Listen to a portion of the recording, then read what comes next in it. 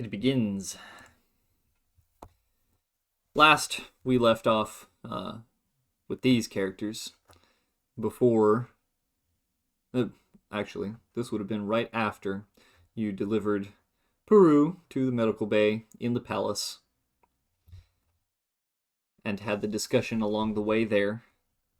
Peru has been admitted into the room over here and has gone behind these doors, closed away from sight, as the three of you, Akogi, Beck, and Paori, are left to wait. Let me get us some music.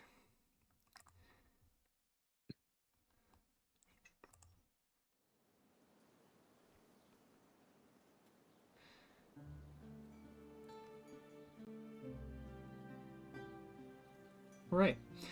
As you're here, Peru's been taken away. Paori has wandered over here and taken a seat on this couch and appears to be worrisome. Her eyes dart back and forth like she's worried at any moment that someone will come through the doors, or that Peru will come through the doors, or that the doctors will tell her that something's wrong. She seems incredibly nervous. Her tail is slowly twitching, but only the end pointing towards the ground. All yours? Well, the game is paused. Oh, whoopsie. There we go. So, Akogi will notice the agitation and kind of make her way over and sit on the bench next to her. Hey, Paori. Yeah, I know that ordeal was pretty stressful. Are you okay?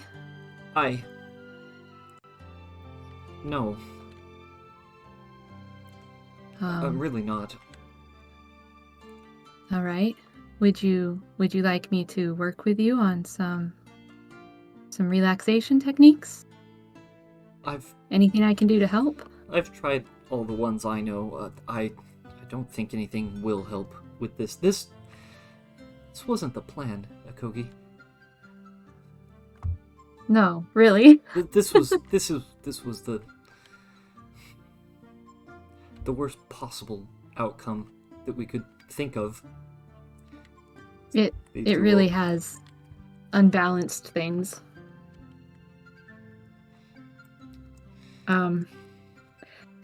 Well, not much to do about it right this very minute. I mean, there is a lot to do, but not immediately. Not, well.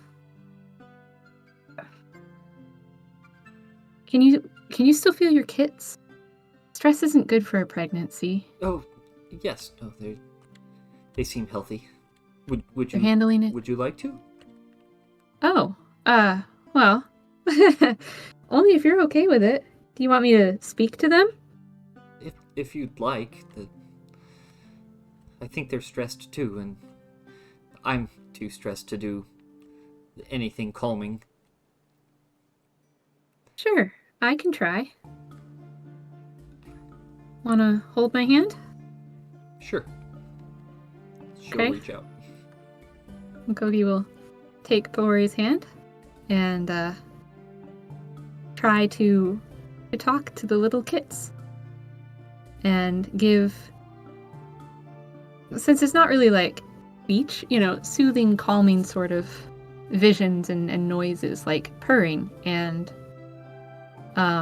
the sense of the wind blowing across the snow in the waste and the sound that ice makes when it clinks together, Mm-hmm. and the soft glow of the moons. Make me a thought speaking check. Your D20 plus level plus proficiency. Okay. What is my proficiency? 3. Oh yeah, I'm level 6. Aha! Mm-hmm. Okay. All right. As you reach out with your mind, you make very gentle contact with the babies. There are 3 of them. They appear to be quite healthy. One of them is a girl, and the other 2 are boys. And the girl, so far, is bigger and a little more aggressive than they are. Tends to try and push for space. Mm-hmm. But the boys are much more easily responsive to your sounds and your thoughts of peaceful things and interesting sounds. The girl is a little less responsive. She seems to potentially hold on to stress a little more than the others. But eventually you do get through even to her, and they appear to be soothed.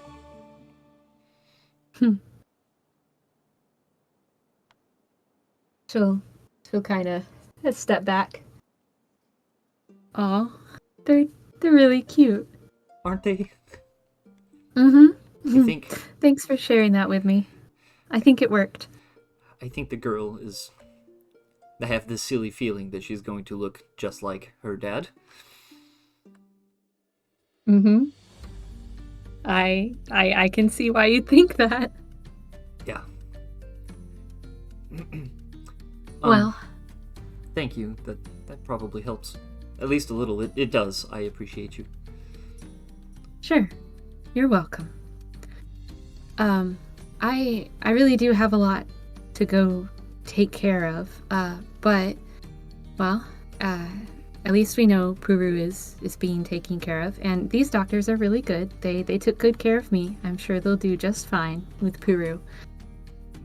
You might even get more answers about what the moons spoke to him about. That's They seem to know a little bit more than the average doctors. You always seem so confident.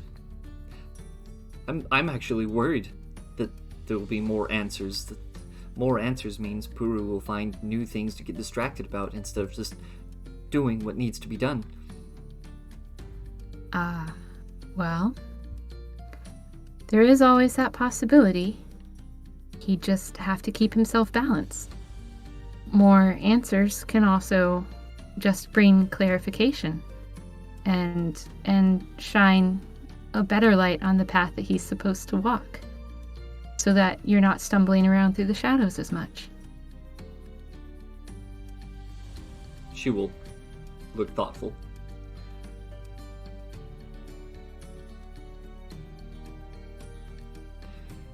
I'll think about that. They're good words. Good thought. Akogi nods. I just never know with him.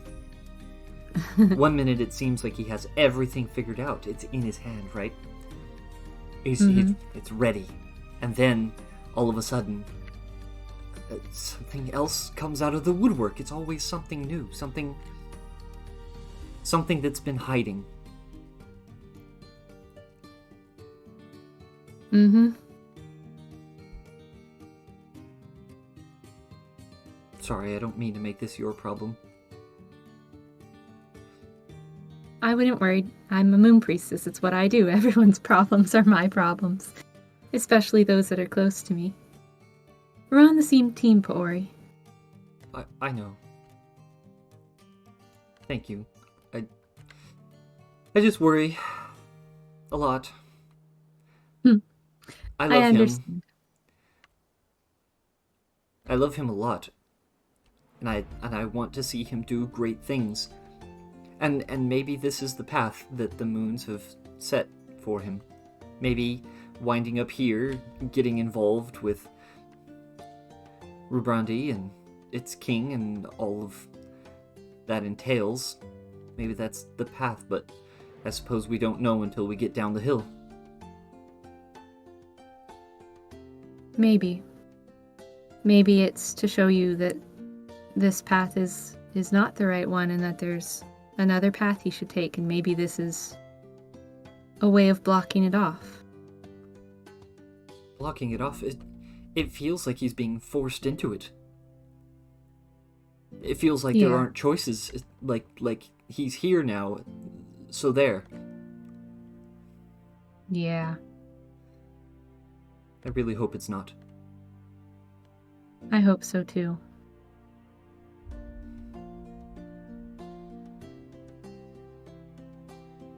Well, message me if you need anything else, okay? Puru's got my pack identification on his pack. Oh, okay. I'll double check with him then, when I get a chance. Right. And don't worry, you'll be safe. At least one good thing came out of this. We learned that Shayon's team is no longer in the city, so we don't have to worry about that. Yes, I am glad to hear that. It's just it's so much. Yeah? It's just so complicated, and I'm really tired. She'll kind of bury her face in her hands. Well, I bet the doctors would let you rest on one of the beds while you waited. I didn't want to impose. I was gonna lay here on this couch. Oh, no. Just ask them. I don't know them. They're busy. They're probably trying to keep Peru alive or something. He's not that far gone. I gave him a little healing on his way here. I don't know. He fought that monster, and now that wasn't even a fight. No, it wasn't. If they have a problem with it, tell them to send me a message, and I'll come and apologize. But I think it's fine if you took a bed for yourself, Paori. Oh, okay. So just take one, I suppose. Well, one that's not occupied. Okay, then sure. I was in this room earlier. Pop off the couch. It's nice. All right. If you think I should. She'll come in here. You need just as much rest as he does. The doors swish open and no one is on the bed, so she will take it.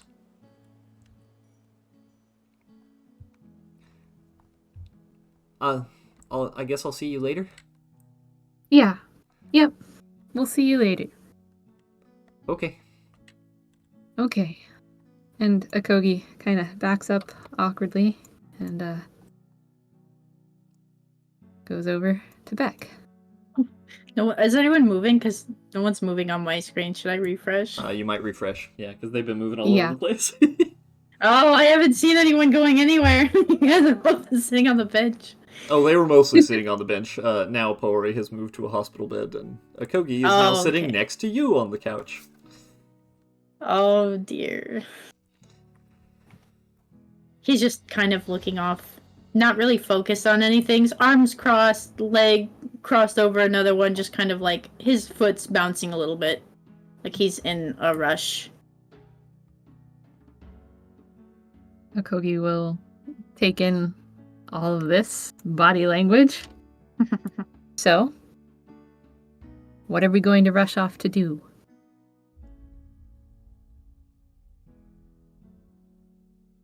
He tilts his head a little bit, but it's not towards you, just like he's thinking. It's like Akogi would know this is when he's about to sass someone like Peru when they're talking. Like he's trying not to give himself too much of a snarky remark before he turns to look at you. I was going to go do my business. If you're ready to go somewhere, I can drop you off. That's an interesting way of phrasing things. What is your business, Beck, if you don't mind me asking? I have to go see my uncle about something. Is he here in the palace? Mm-hmm. Well, while you're busy talking to him, maybe you could drop me off at Bajeo's? I'd like an audience with your grandfather, if that's okay. I don't think that's a good idea.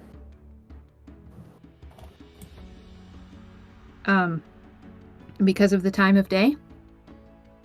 I mean, I saw that he was obviously with the king right now. Would it be better if we waited till later, like after dinner?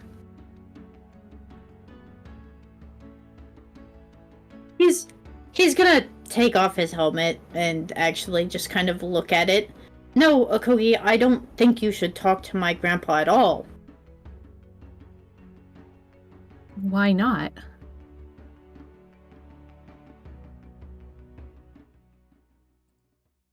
I don't know how things are done out in the Barren White or how you usually communicate to people, but what I saw today was very much... how to put this? It's not how things are done here, Akogi. What did I do that was so out of place? Maybe, yelling about how improper everything is and how unbalanced everything is, and saying what a bad job they're all doing in the middle of a meeting. And he air quotes the words meeting that Raz had said. That wasn't a meeting, Beck. I know. And that's... it...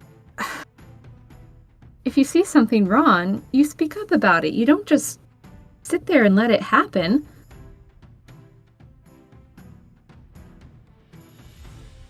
There are ways to do things here, Akogi, that aren't just rushing in and challenging someone for right or wrong, whether it be right or wrong or neither. Isn't that what your king did? Had Puru rushed to him and then challenged him for right or wrong? The king came in and challenged my grandfather, as most common do, which was the state of how things work. The king goes by his own rules, and he has a right to see to them, as he's won his place as king.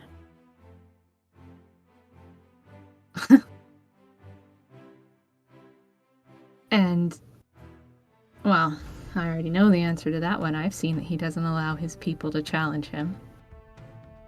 But challenging is part of our common nature. It is part of how things are done the world over, Beck.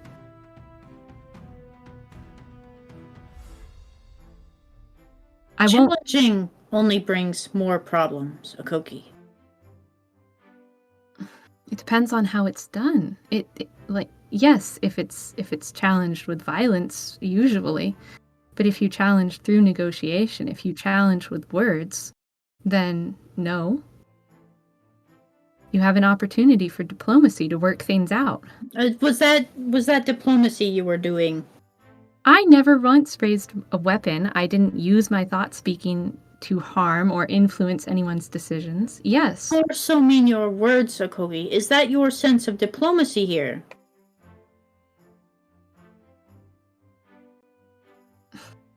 Why wouldn't it be? I don't know. Maybe saying that the whole city is unbalanced and everything's going to fall apart and we're bringing it to ruin. You speak ill of my culture. I've lived here my whole life. Am I like them, Akoki? Unbalanced? Am I bringing you unbalance because I've lived here and I follow the same rule system that they do? You were a little when I first met you. You've grown since then and changed since then. And the kingdom is unbalanced. To who, Akogi? Your moons? Yes, but also to the people who live here, Beck, even to you. Can you really not see it?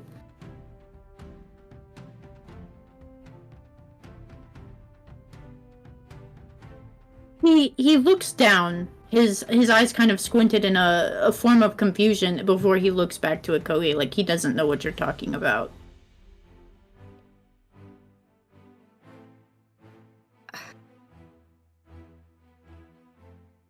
She just kind of looks at him.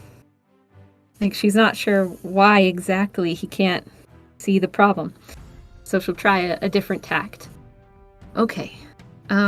Let's back up a bit. You have always seemed to be a little put out or put off by the king and the way he acts, correct? That is my bias, Akogi. That is my understanding, and it is not the challenge of a common. Is a rightful process, as you say. I am only mad and upset at what he did to my family. You're not mad and upset for what he did to your friends? Well, I realize you don't like Peru, and you wouldn't want to stand with him, but you didn't even stand with me against the king.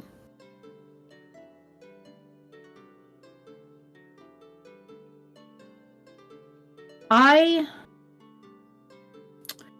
will not watch you throw yourself into situations. I warned Peru. I warned him to run with the sword. The king had seen him, and putting together what the Gidon had done to Sheon, and Peru being there, Cup had said he had the item. So the king had seen Peru, and I told him to go. He probably... Even his wife told him to go, and he didn't. He should have listened. I've seen this happen before, Akogi. And I will not go up there. Maybe knowing. I didn't know if Peru was going to come back. If he was even going to survive. I didn't know what Peru was going to say. But you walked up there. You threw everything else, everyone else you loved and cared about away, just so you could prove a point. Is that not unbalanced? No, Beck. I bear the responsibilities of the people. That is why I put aside my own safety for theirs. Which people, Akogi? The common that come from out in the white? Or the people of Rubrandi? Because we go by different rules. People of whom I've pledged a pilgrimage to. The people of Lavo, I brought them here. I'm responsible for that. It didn't seem that bad. We needed an easy solution, considering what the Maganis did to Lavo. And honestly, I thought life here was kind of nostalgic. I'm not just some backcountry wanderer. I'm not a common who doesn't know or care. I'm old enough to remember, Beck, before the Maganis came, what life was like with free access to technology. What life was like in a real kingdom with a real king. But I've seen below the tip of the iceberg now. One day, your king, your Rubrandi, will flip over and take everyone with it. It's like a tree with rotten roots. It might not fall in the next storm, or even the one after that, but it's still dying. It's going to fall without proper care. You gave me this mace because you saw that I was a symbol of balance and that I bore the responsibilities of the people. But if I don't even try for balance here, for the people in Rubrandi that I've met and come to love, or for the people in Lavo that I've been helping, then I'll lose everyone I care about.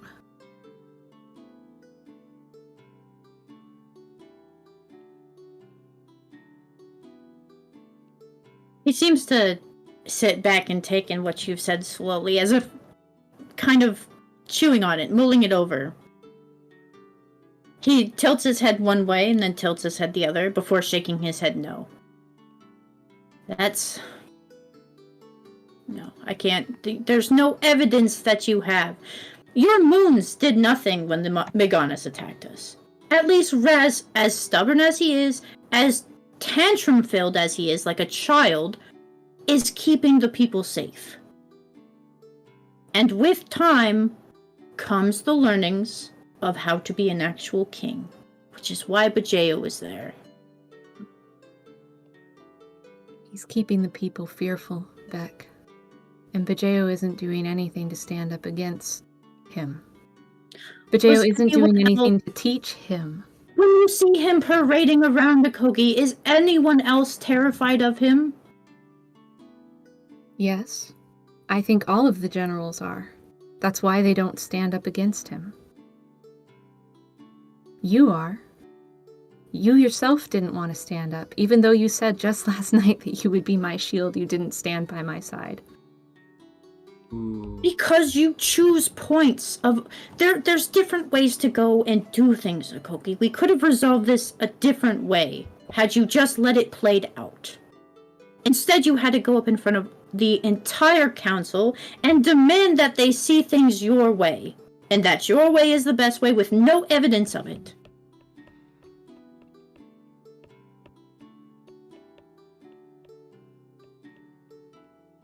I'm interested, just because. How you think it would have played out differently, Beck. What was It would have different? happened as it did to my grandfather. And what was different about what happened to Bajeo?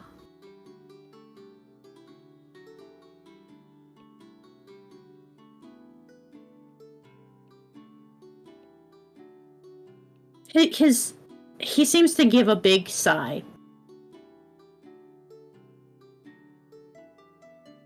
You were the difference. But just you is not enough to overthrow a king and cause unrest in a city.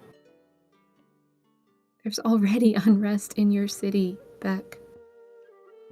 Your king doesn't care about the people. Why do you think Sheon was allowed to roam free? There's other unrest here. The lava winds haven't even been given a proper place to stay. How can you not see it?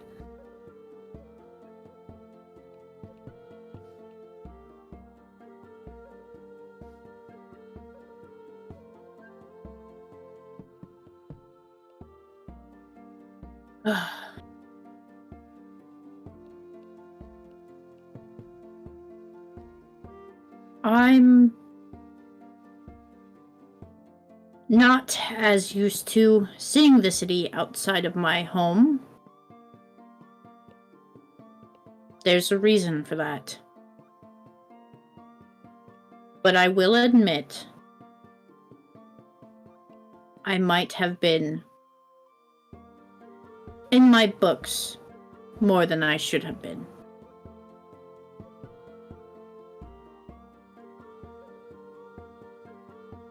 In one way, you are right. In the other, he is one of the only ones that can fend off the Meganis and keep more people at the end of the day safe.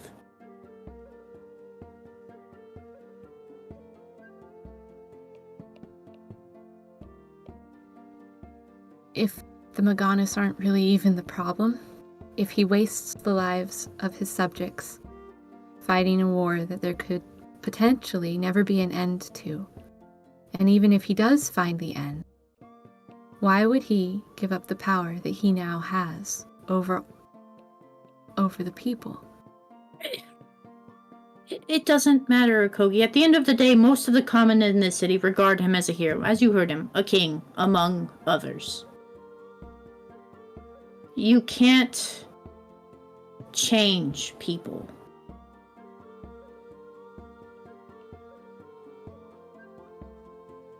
That doesn't mean that people can't change, though. Maybe you're right. Maybe I can't do it. I think the moons can. I've seen people change over the courses of my many pilgrimages. It wasn't... He seems to sigh when you bring up the moons. and pinches the bridge of his nose and shakes his head no. Because he knows he doesn't seem to want to have a conversation about that.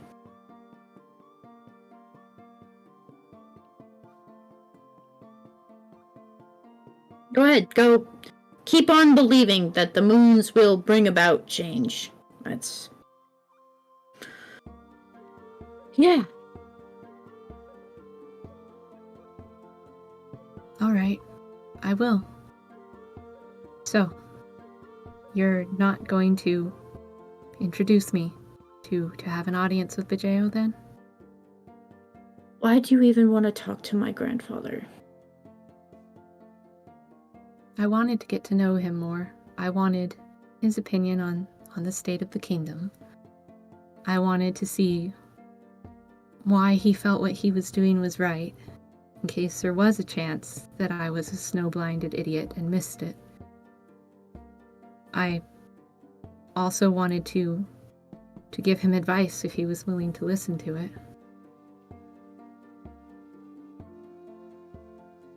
If he wouldn't listen because he was afraid, in the presence of the king, maybe he would listen privately.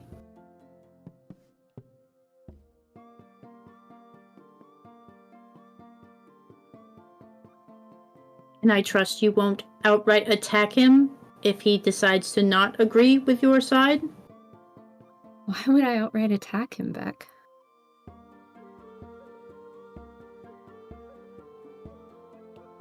Is that really who you think I am? That's who I've seen. Ever since coming and joining this party, it's just been a violent fiasco, one after the other. And I started all of that? I was the one who attacked first? No. No, you weren't, but the constant encouragement of being a common, as your group so puts it, is being violent, being aggressive, being a row, becoming something else.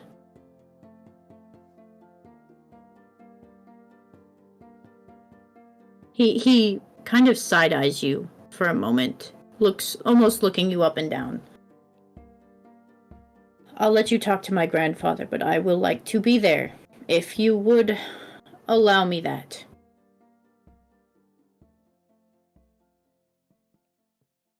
She doesn't look at you. She's just kind of looking down at the floor. Her tail is very silent. You may not like the things I have to say, Beck. Not all of them.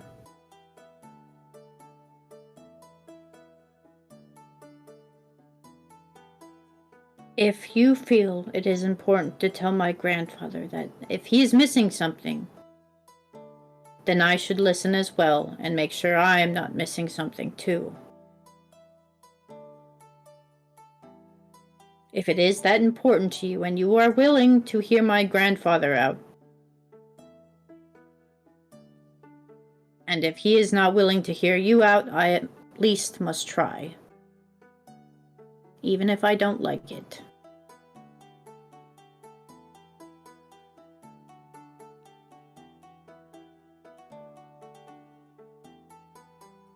I'll leave it up to you. But I would have thought that you trusted me more. I would have thought you knew that I would never be violent against anyone. Except mostly for self-defense. Or in a game. There's a difference between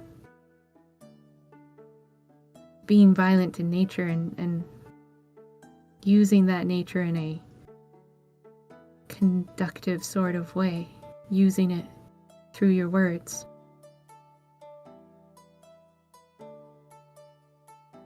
Up to you, Beck.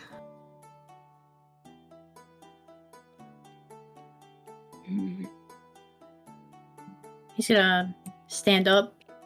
He's slow about it, though. You can tell he's pretty sore and tired. And he looks to you to see if you need help standing, considering the accidents that you've had on the race. She doesn't need any help. She just stands, but she also doesn't really look at you.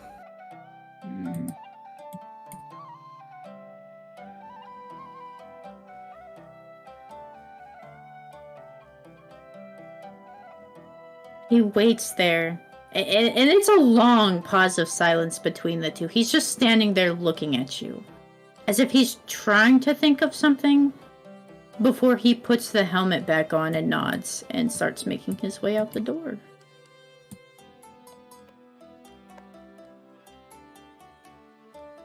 Okay. So you guys are going to Bajeo's room?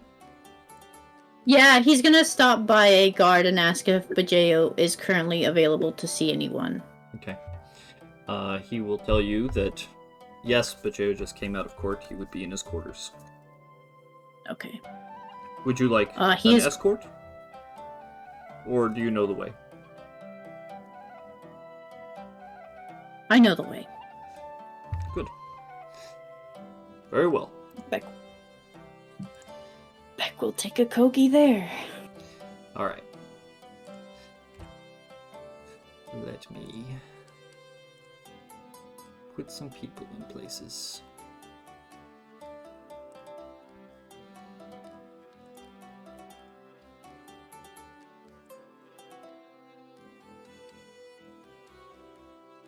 Oof. He's already I'm there. feeling it now, Mr. Krabs. Ooh! That was pretty good.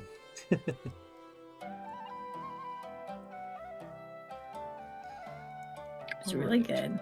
He stopped me a couple of times.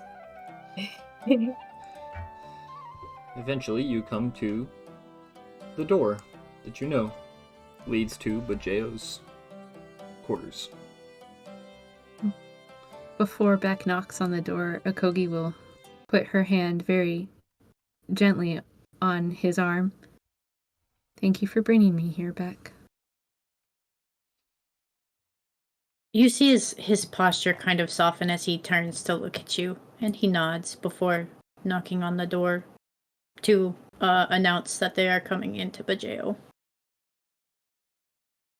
And he will open the door for Akogi to step through first.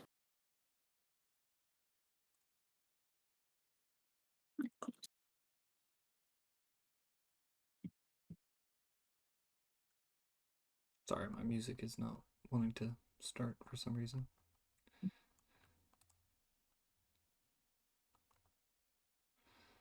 Here, I'll do this one instead. Alright, as you guys come into the room, Beck, it looks much the same as the last you saw it. Akogi, you will notice a large sitting room with an overlook that leads out into the city. You're on about the mid-height of the palace. To either side, there are doors that lead off in other places. In the center is a table, which has a plate with that looks recently eaten from, a simple deck of cards, and a box with several small statuettes sits here on the table. Ahead, Bajeo stands here, looking off into the city.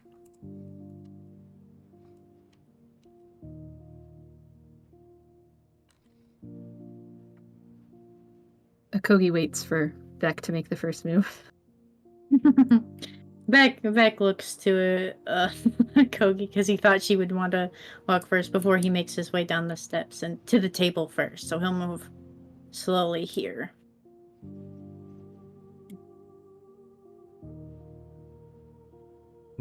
He will... Oh, is Vijay thinking? No. He is thinking very deeply, it appears, as he has made no motion to note that you have arrived, as he stares off to the city.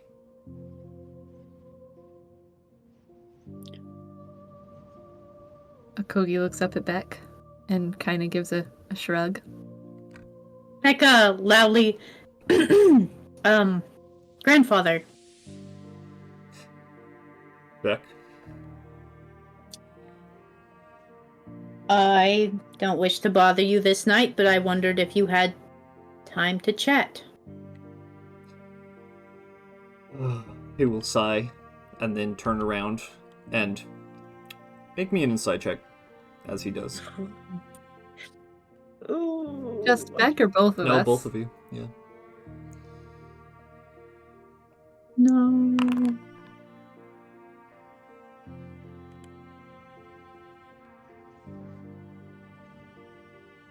Oh, it's not loading for me for some reason. Hold on. Whoopsie. Oh no. Technical difficulties in a moment of Technical drama. difficulties. Yeah. It's okay. Not my grandpappy.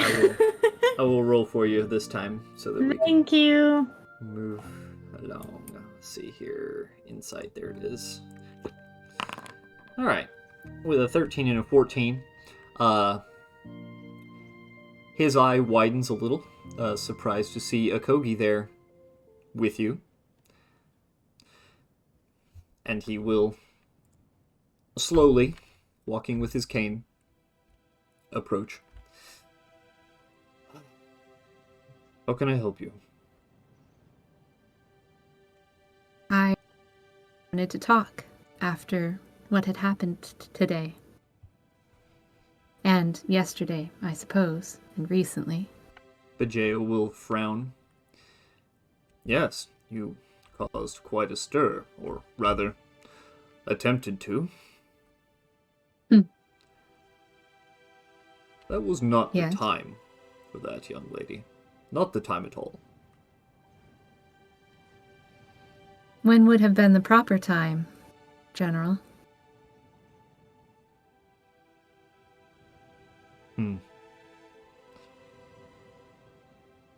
Not sure I quite know the answer to that question. Perhaps there is not a right time for it. But that most certainly was not it.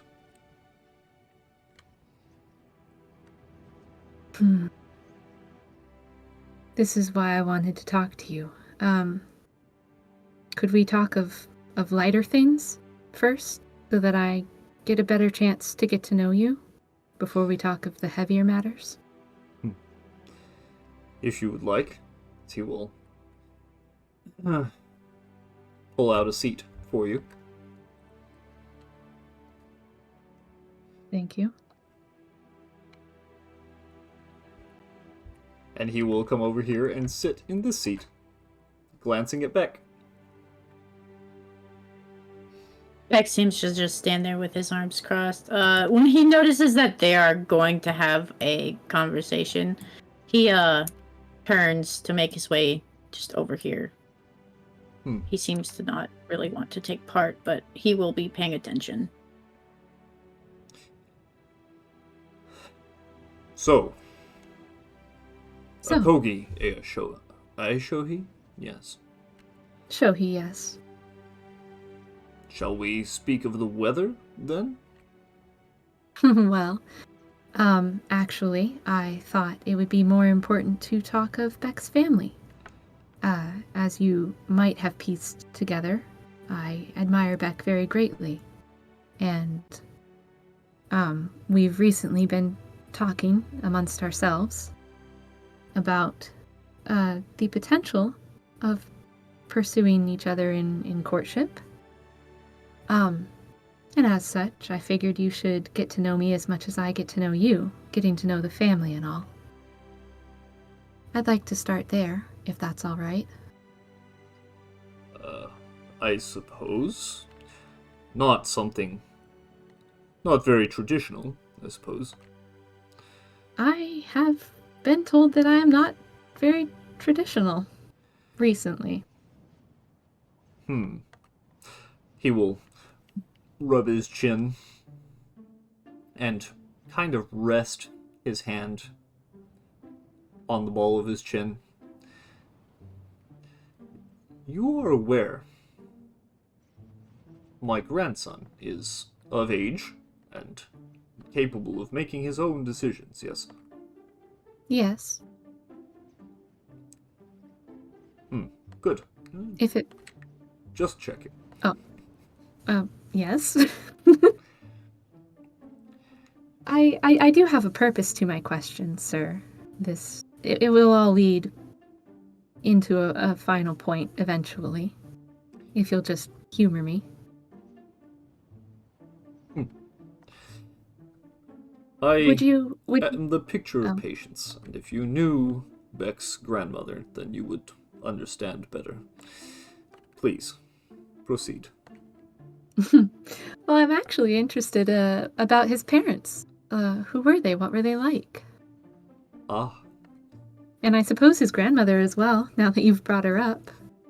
His grandmother was very strong-minded, very creative.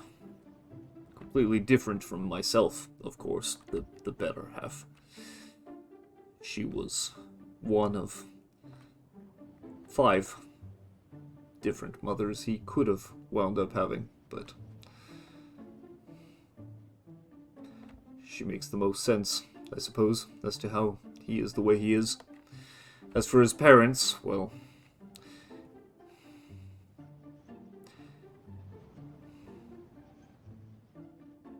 both Roe.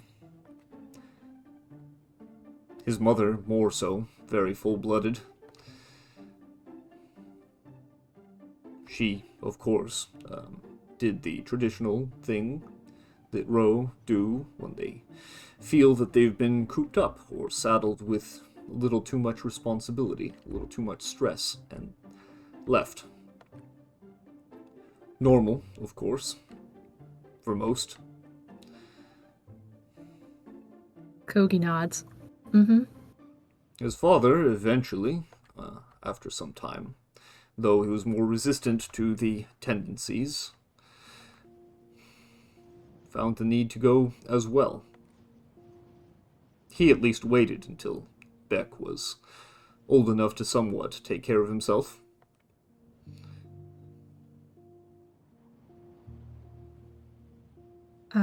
How old did they leave Beck? He would have been...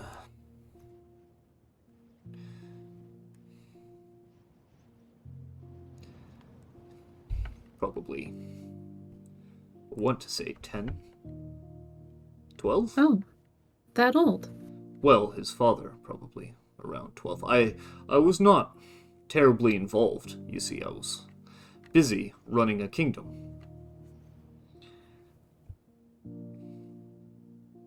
I see. The nursery mothers seem to have done a fine enough job with him. Why are you asking me these things? I imagine these are conversations one would have with my grandson himself, as he will glance over at Beck across the room.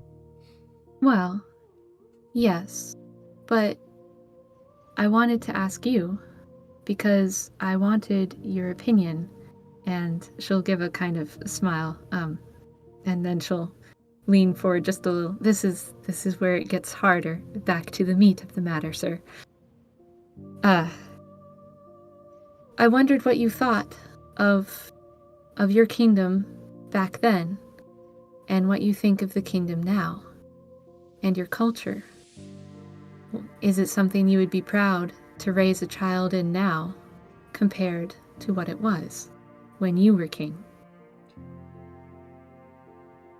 Do you want my honest answer? Of course.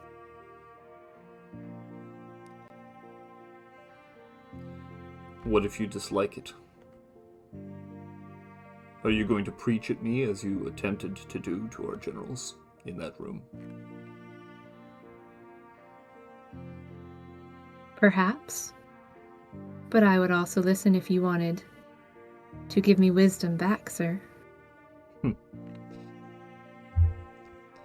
We shall see, as he will push his chair back and stand. Come with me, and he will walk out to the balcony.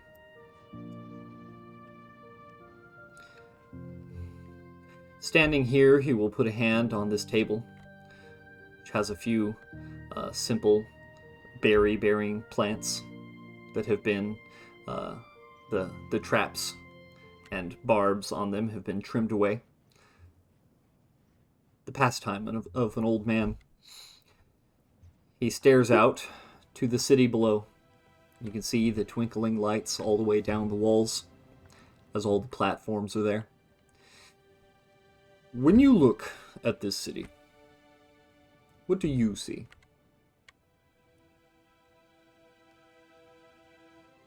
I see a city with many people, all on a path.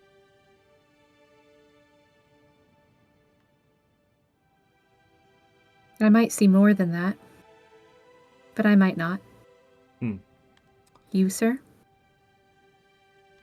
Do you see those platforms along the walls? They were, Of course. they were noble Cassiopeia's idea. A method of increasing the living space within this magnificent tree. It's not enough space. Unfortunately, the breeding grounds of our prey have become limited. We cannot simply subsist off the land as normal, old-fashioned common cities could. But this city is self-sufficient. This city has farms. Some of those platforms are entirely dedicated to the raising of animals and the simple crops that increase the substance of what we need to survive. These ideas are new. I don't always like new ideas.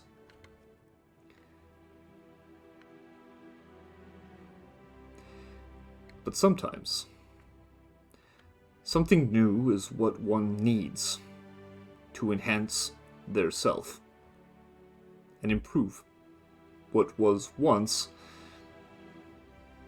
not good enough. He will glance back out toward the city, and he will point to a particular rib platform on one of the walls. You can just make out the colors of red and tan, and on it you can see a herd of Kyriakodon riding across it, with tenders following them close behind. This city, under my care before the king, before Cass, before the 7 different clans that followed Raz Afirev here, was simple. It had no purpose. We had closed off the access to other places. We turned off the Vox. We did not allow others to contact us. As far as we knew it, and anyone else did, Havale, as it was once called, not long ago, was closed off. It was stagnant. It was not growing. It was not improving. There was nothing grand to come of it. Our children grew knowing only this place. My grandson, Beck, grew knowing only this place. There was nothing new. There was no pilgrimages. There was no outside world. And if I'm honest, we were wasting away. Raz Afirev, arriving in this city, best thing that's ever happened to it.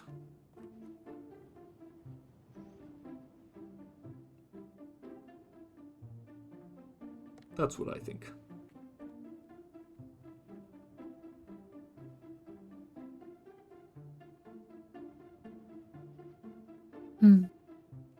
Beck does speak highly of your wisdom. What made you decide to open the doors?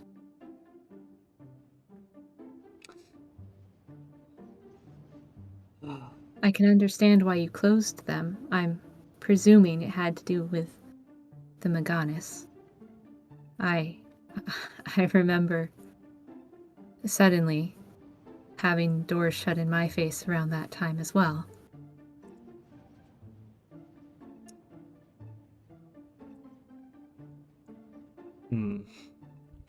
He will ponder for a moment.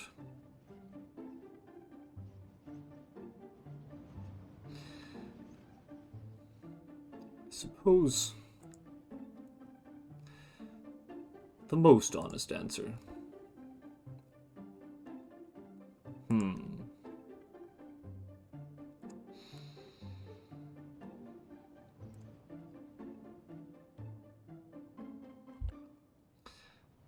I'm thinking about how best to answer this.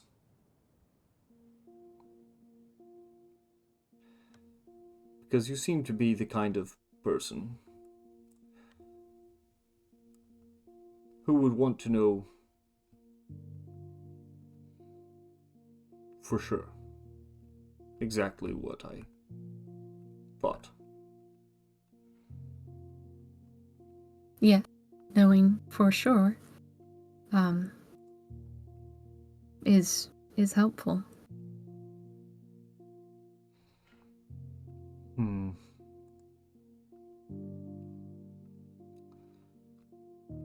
Trying to think of how to word this in the best way. I would caution against the best way. Your way is what I'm looking for.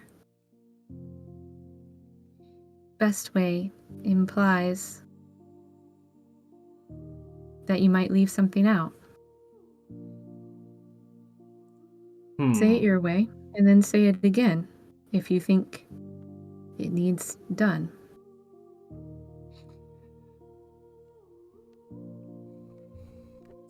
At the time when I closed this city, it was the right thing to do.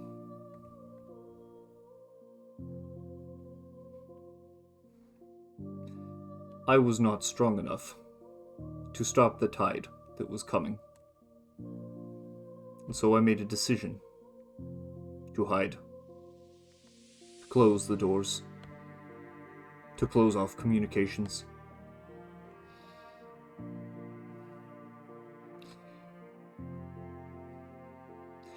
Rev changed that.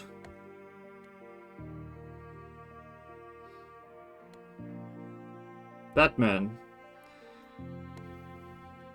is the key to making a difference.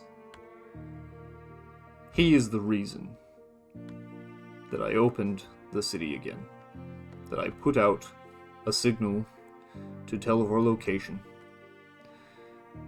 Because so long as he is here, we do not fear the Meganus, and we do not trouble ourselves with the Terrans either. But there's a Terran on the council.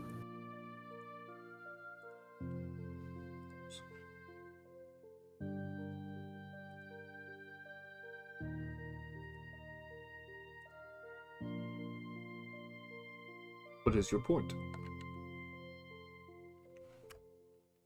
Well, you do trouble yourselves with the Terrans, at least a little, sir. The Terrans are not trouble, and the one that I am most associated with has been nothing but helpful. She is an aide.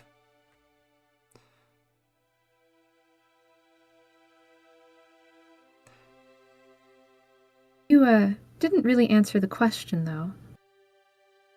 You said that Raz was the key to making a difference, but why send out a message in the first place? Why open the doors to him? How did he convince you? I did not open the doors to Raz. He found us earlier. We opened the doors maybe a month ago, when your refugees arrived. No, Raz simply arrived here by, apparently, calculation. He determined, looking at a map and things difficult for me to understand exactly how he did it, but he figured out where the 6 kingdoms would be, and where each of the swords would most likely be found, and having one already in hand, simply waltzed up to Rubrandi and walked through the door.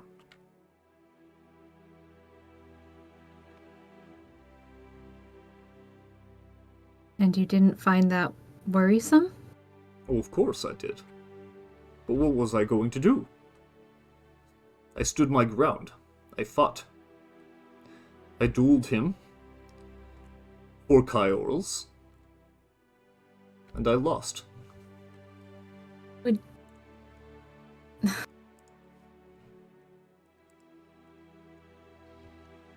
Why would you duel for Kyorls, sir?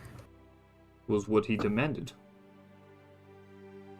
And I was not in a position to deny it. I had the honor of my kingdom to defend, and I was not going to let him bully my people. But if he was to take me and my sword, which is what he expressed he wanted, he could have it, but not without a fight. Can you not see that he bullies them now?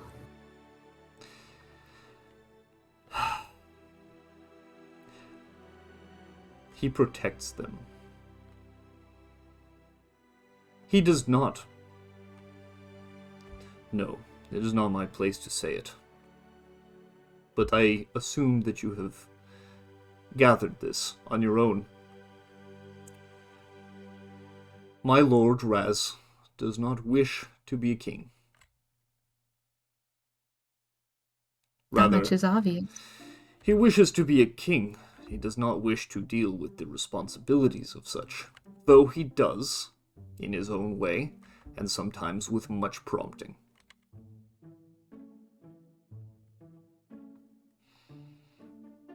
Why do you ask this question? Because it is important to the prosperity and future of this kingdom. It is important to the prosperity and future of the people that I have brought here, people that I am under pilgrimage with. If he doesn't wish to be king, and he barely does his job, except through much prompting, as you have said, then why does he not do the balanced option and give the power back and make this grand place a new unified type of kingdom like it used to be? You said there were 7 clans already with him? Miss Akoki. That seems like...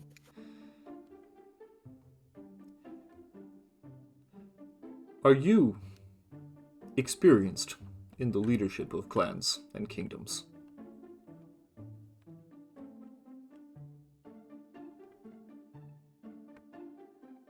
I wouldn't say I am inexperienced in leadership, sir. No. I lead many people. I dare say you are not inexperienced in that.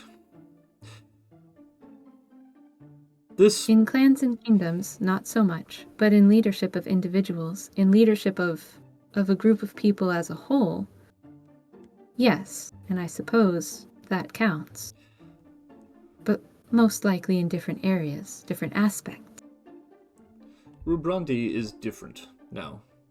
It is not a traditional kingdom. It is better. And it will continue to become better.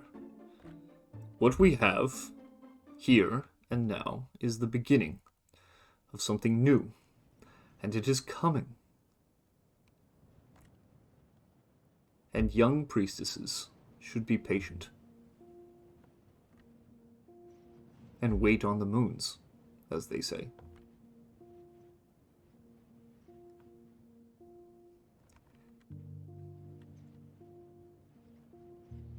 If you feel that Kuai's shadow is over you now and over this kingdom, then pray for us.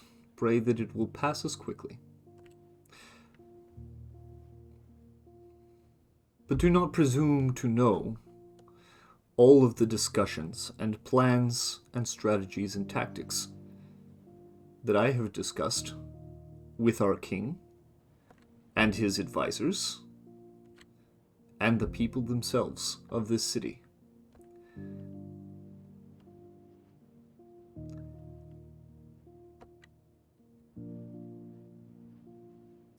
He will lean back against his table and adjust his weight to his other foot.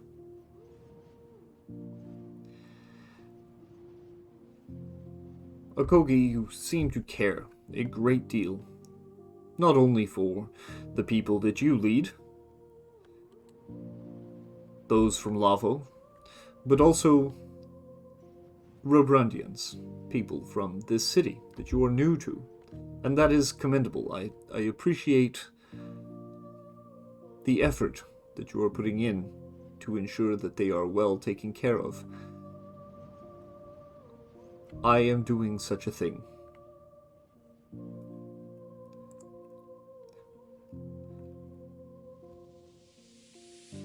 When I fought the king, he was far more reckless than he is now. Brutal, even. He had no intention of staying here, I dare say. His plan was probably much like he had done to acquire his first sword.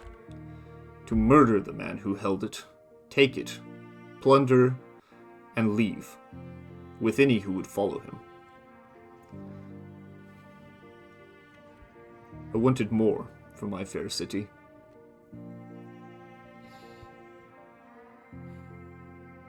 He almost had me. Dead to rights.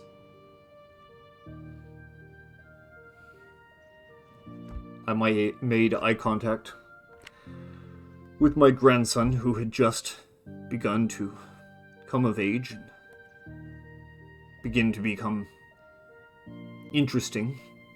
Someone to have conversations with about growth.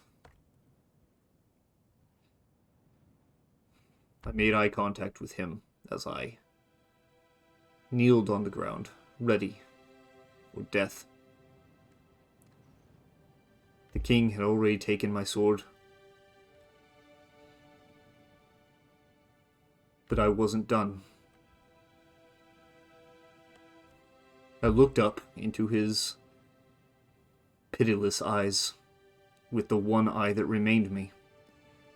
I felt the warmth of the blood on my face from the other eye that was just there moments ago. I told him, "You don't want to kill me, son. You want me to run your city for you. These people need someone they know cares for them.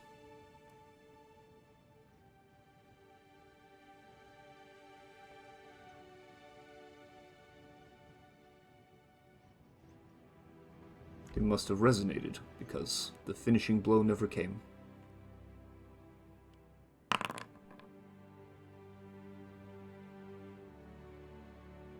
What is Bajeo's main emotion during this story?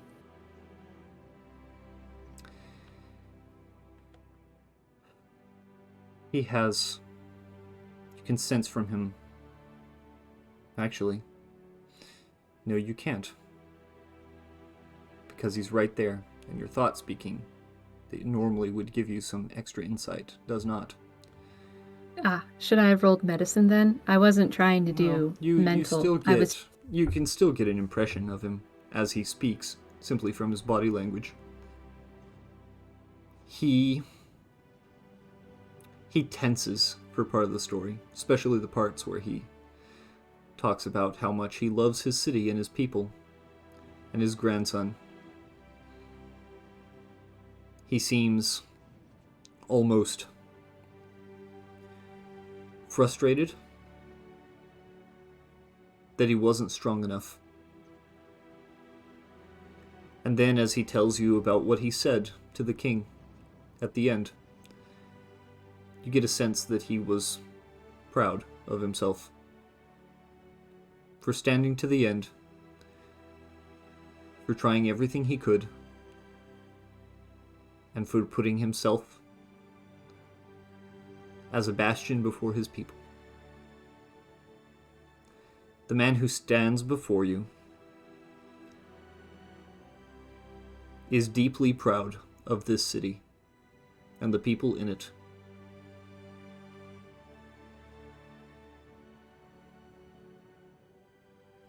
He'll hang his head as he glances down to the ground floor of the city.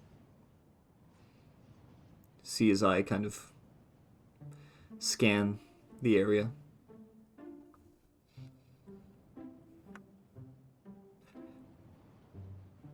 What would you do if it was you, Akogi Aishohi?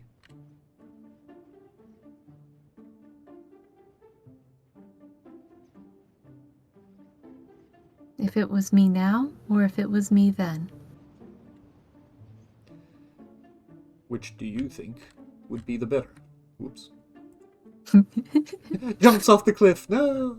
Right. Which would you think would be the better you? The me now, Of course it who has is. gone through experience and who has learned and lived. And if it were me now, I would fight again. I would stand up to the corruption that he is allowing himself to be poisoned with, taking all the power from himself. It's just like it's poisoning Shayon. You've seen what a true kingdom is like. You were a Kyorl wielder. You know what a united group of commons should be. And while this city is prosperous, and you have a right to be proud of it, and for the advancements you have made, you also know that this is not right. We are not, as common, meant to stay like this. We are meant to move on and grow, but still be connected, giving one man, one common, all of that power. It is a grave unbalancing.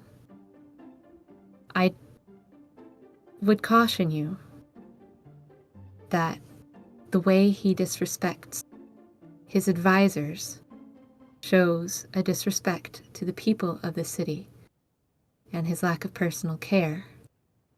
I would also caution against the abuse and fear that he uses to control you. I understand your fear of the Maganis, and they are something to be reckoned with. But as I told Beck earlier, I would hesitate to give so much to someone who, if he won't give up the power he controls now and do an attempt even at the balanced thing, then even in the future, when the Maganis are no longer a problem, he would not. And at that point, you would be too old, and your people too complacent, and perhaps even anything left of the kingdom too worthless to be distributed. Make an insight check.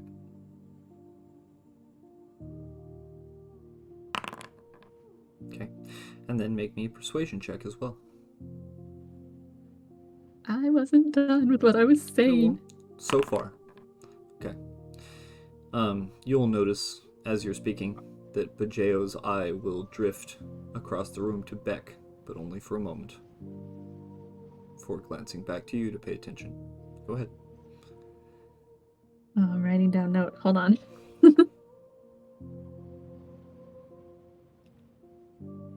I would caution you, because I do care. I have found people in Rubrandi care for very greatly, and as well as the people of Lavo that I brought here freely. If I had known what I know now, I do not think I would have brought them. I would have cautioned them to stay away, like you and Beck cautioned King Dizai to not come. You know I stand for balance, and I agree diplomacy is the middle ground. I think that if you all stood together and spoke of the same balance, you might be able to influence him. But as it is, I fear that you've grown soft with the pleasures that a growing city can provide. You've lost some of that nature that makes us common. He will frown a little. You Young lady, said that, if I may, sir.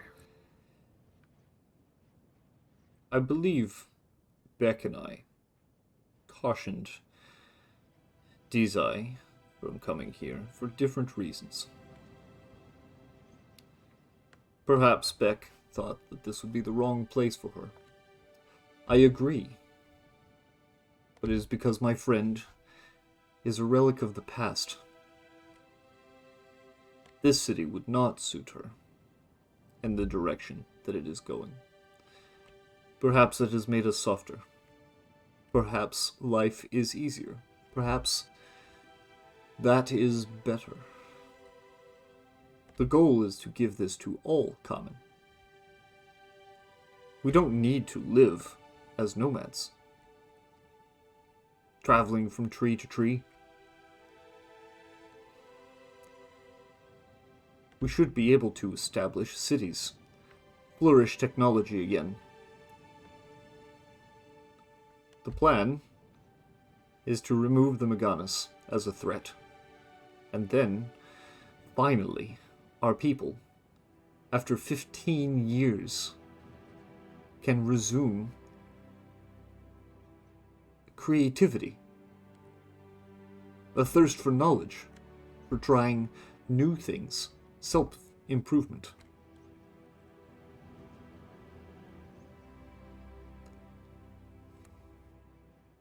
The common have been stagnant for too long.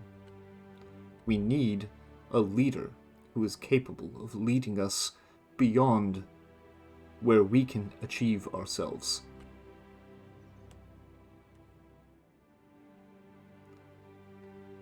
You need leaders, sir.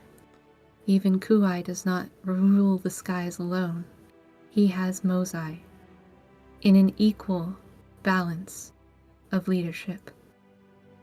Persuasion. Having a group of generals give guidance is not the same.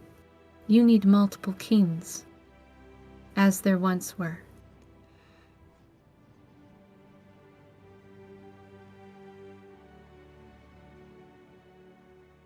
You said earlier to Puru that if the choice is to fight and stand for what you believe in, or to throw in the towel and let others do the believing, then you've lost more than a fight.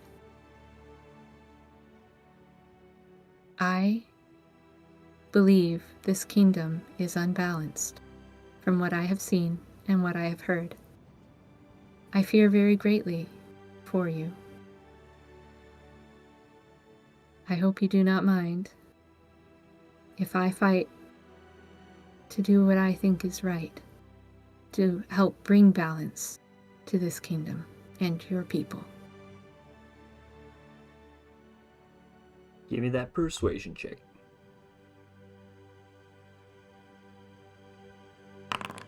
Oh no.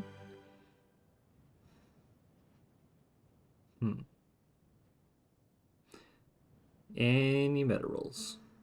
Anybody got? I have no inspo because I already used it. Well, okay. And since Bajeo is a thought speaker blocker, I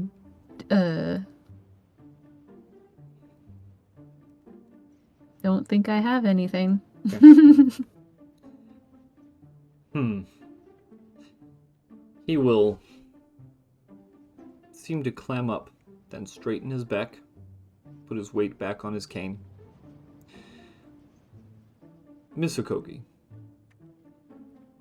naturally I wish you the best in pushing for your endeavors and following your expectations. But perhaps it is best that your leadership and your counsel and advice remain with your people or those currently under your care.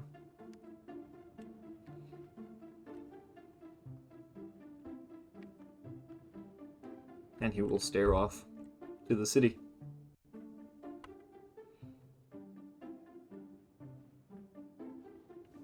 And look down to his table and glance at a pack device, which he will thumb through a little bit, and then he will glance over at you slightly over his shoulder. Good day.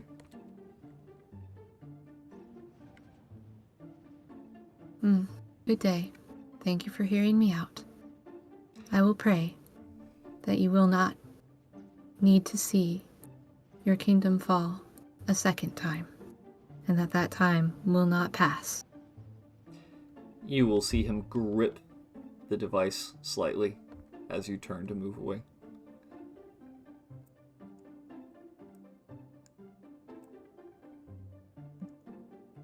As he hears you running up, you see him rub at his face a little bit before putting his helmet back on before going up to you.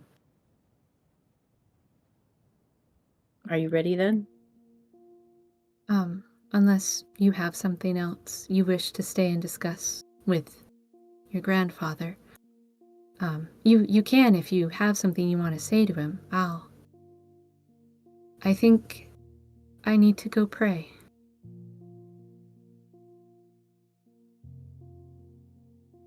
Would you like me to take you somewhere? And he'll look to Bajeo and see what Bajeo is doing before shaking his head no. I don't think I have anything to say to my grandpa at this moment. If you would like me to drop you off somewhere to pray, I can do that. Oh, if you just want to point me in the direction of the chantry, you can stay up here and talk to your, did you say uncle? Yes, I can just drop you off and I can come back. It's not too much of a problem to take you. Okay. So to the chantry? Yep. Okie dokie.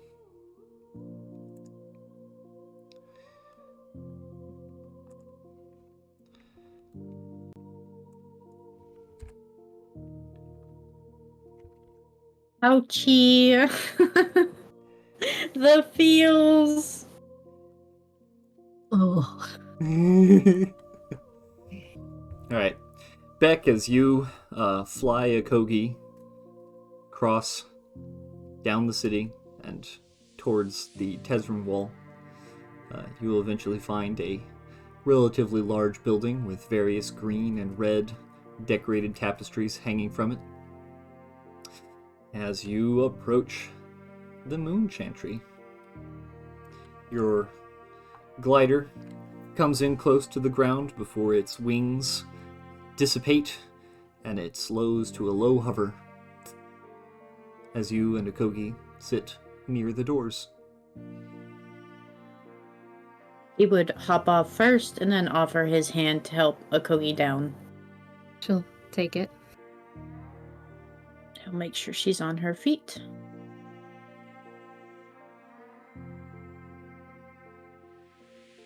Well, I'll be here a while, Beck.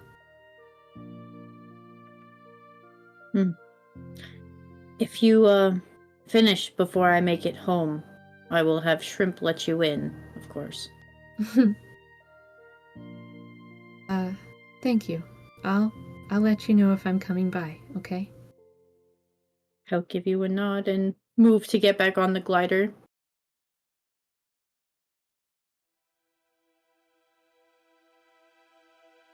He waits to see if you need anything else before going off.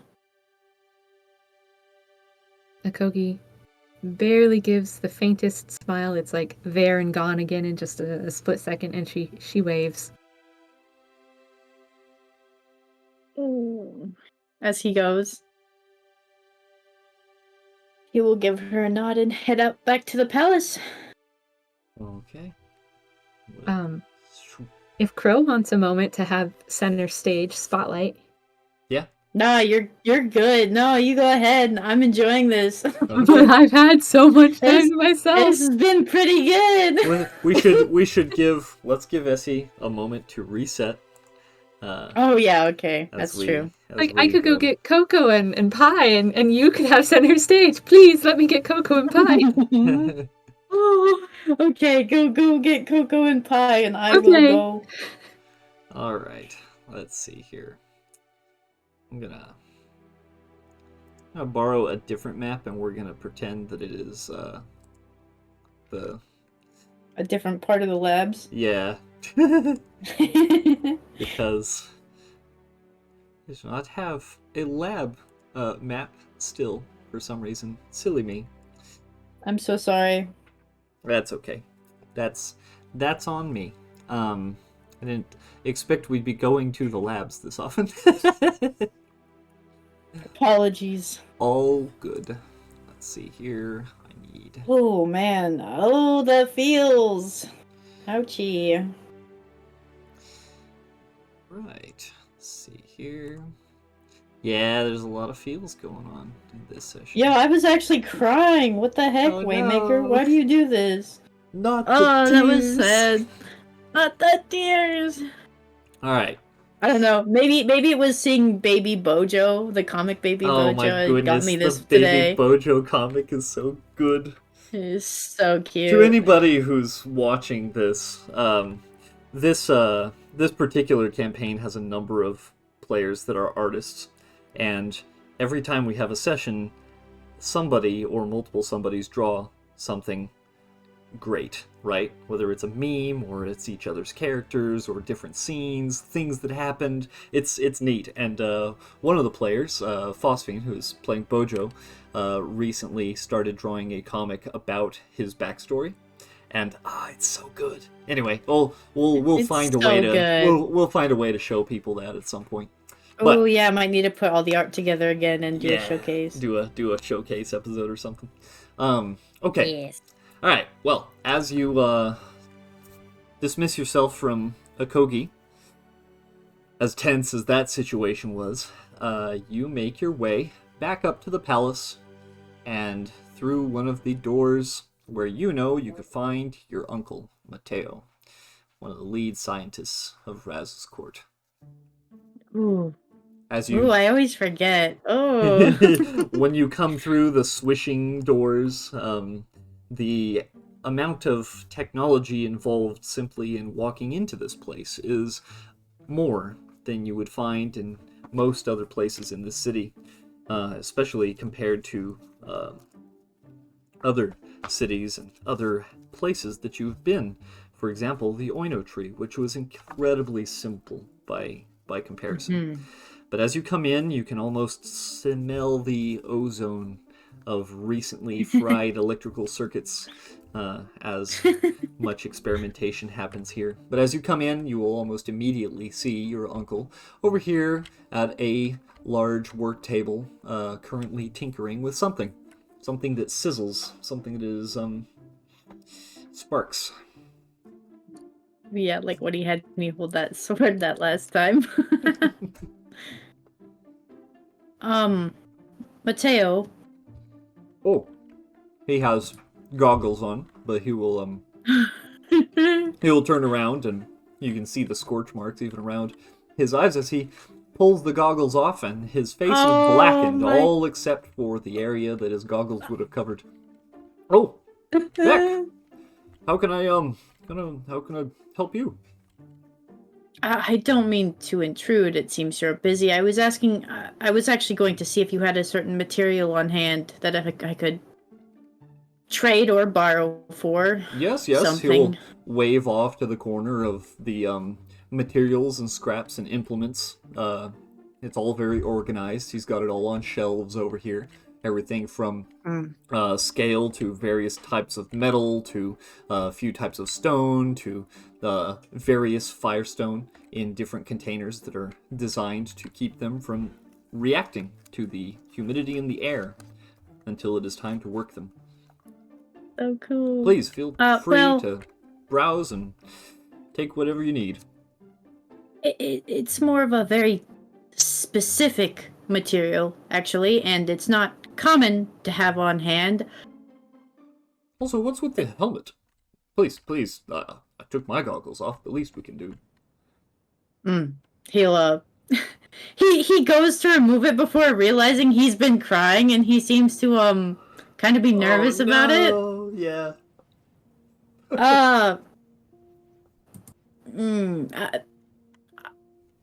I got into a little bit of an accident. I'd like to, no, it's fine. And Mateo could probably tell it's a lie because Beck's not really trying to be deceitful, just that he doesn't want to take it off.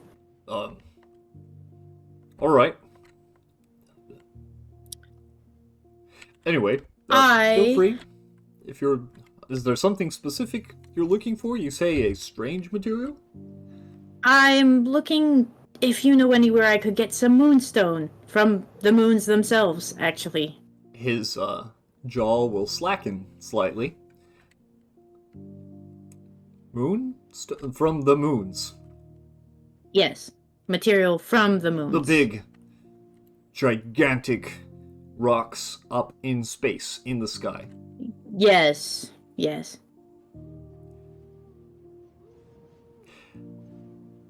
Tell me, why do you want moon rocks? I have a hunch, and it's for a thesis.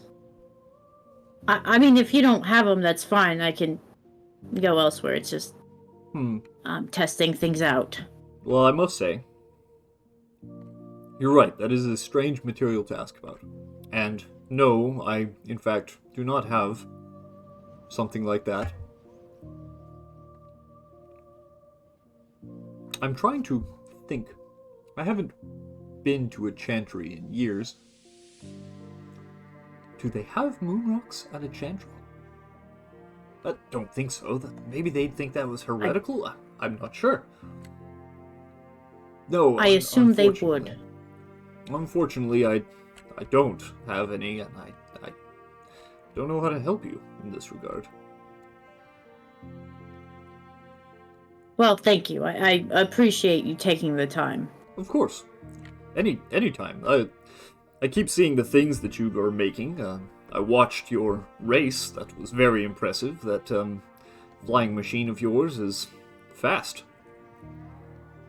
Have you considered the combat applications? No, I haven't. Mostly for getting from one location to the other.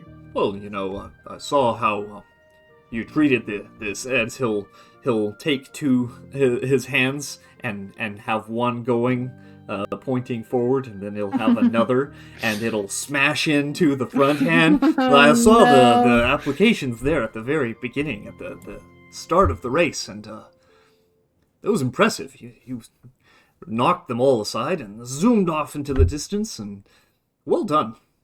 That was very cool. He seems to rub his arm when he talks about it. He's like, thanks, I hadn't intended to knock them all over, but you saw the pile up, of course. Well, yes. Sports and all. Not something that I'm particularly inclined towards, if I must say. Not currently. In my youth, very much. I would have reveled in such a race. I would have probably been the one doing the crashing. That would have been exciting. I'm glad you enjoyed seeing the race and getting to see my invention in action. I enjoyed it very much. Should make more things like that. I think can you imagine? I've seen how fast it goes. How far does it go? Does it have a range? Did you incorporate a pack device for material collection as it goes? I've seen Yes. some vehicles be made that way, and We used it to travel to, the Oino tree, for Peta's funeral. the Oino tree. Do you have it on a map? I'm not familiar with this place. Yeah. And he'll put out, he doesn't have shrimp with him, so he'll just grab the schematic from one of his packs. Uh-huh. And Mateo will look, and he will say, so, how long from here to there? I think it was about 2 days travel. 2 days. That's easily half, maybe a third of the time it would take for a normal trip.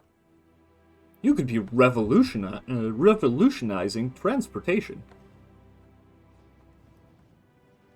I mean, well, it's still got a lot of issues, as you saw at the race the other day. I'm not sure anyone actually wants to fly on it currently, but Seemed like you worked out its stability issues. The first time I saw you ride it was going up and down the tree several times on the inside. You seemed to be barely hanging on, but then at the race it was just much more stable. Seems like you either got the hang of it or made modifications, I imagine. He winks. he nods, realizing, like, yes, he remembering when he plowed into a snowdrift the first time they flew it out. Yeah, it kind of went too fast, actually. He'll put the map away. Well, this has been a pleasure, but I have much work to get back to. I hope that I wish you luck. And good crafting, if you were to find the materials you're looking for. Not sure where you would. Those seem exotic, at best. Do you know anyone in the palace who might know where to get them? I know it's not an easy item to procure. In the palace. That little weasel Gatro could probably find something, no doubt. He always knows where to find anything. Beyond that, well, no, I'm not sure anyone would. I am often working. Don't really talk to people that much, so... Sorry, I'm not more help. No, I appreciate it nonetheless. Thank you, Mateo. I will let you get back to crafting. Indeed. I'll just kind of sigh as he makes his way over to the door. He puts his goggles back on his sooty face and goes back to welding whatever he's welding. Alright, where are you going next? Is there anywhere I could find Lady Cassiopeia? Or know where she might be? Yeah, you can ask around. Make me... Let's see, what would be the best skill for this? Make me an investigation check as you go around and look for signs and talk to people. Okay, that's good enough. You will eventually find that Cass can be found...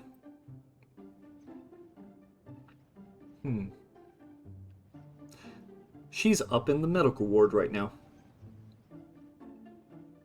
The medical ward? Mm-hmm. Where Peru is at? Yep. Could I go there and see if she's busy? You can. Okay, I'd go do that. Okay.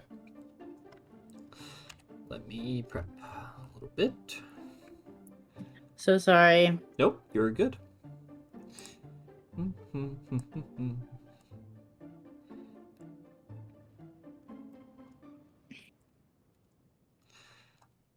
I didn't think I'd actually talk to her, but I'm kind of glad I dropped the Kogi off at the chantry before I did. Well, as you arrive in the medical ward, you will notice that the place seems empty. but there is definitely some chatter coming from Peru's room. Can I listen in? You can try. All right. How do you go about it? Well, I'm still in my sleek armor, so I'm probably gonna move here. You know, like, just take a seat here. Okay. Like, not... there. And listen in, huh? And listen in. All right. You'll hear some chattering from several voices. They all seem to be speaking a language. Actually, no, they're all speaking Kaish, which is the common language. Common. Two of them definitely have a very natural accent. The other seems to speak slower, chooses her words. Well, we found it on him, and he was slightly tangled in the wires, but he made it back just fine. Yeah, no, he'll be okay. It'll be all right. I am saying, if you are going to let him use a pack device, maybe you should take it away. You know, take his effects, his technology, put it farther than he can reach. He has big arms. He is a Ro. Yes, well, we'll be more careful. We didn't think he was going to get up and immediately try and use it. We checked it. It appeared to have a half-written text. The name on it didn't have... there wasn't a name. There was a code, a number. So he was sending a message?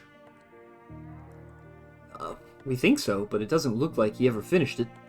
And he's passed out now.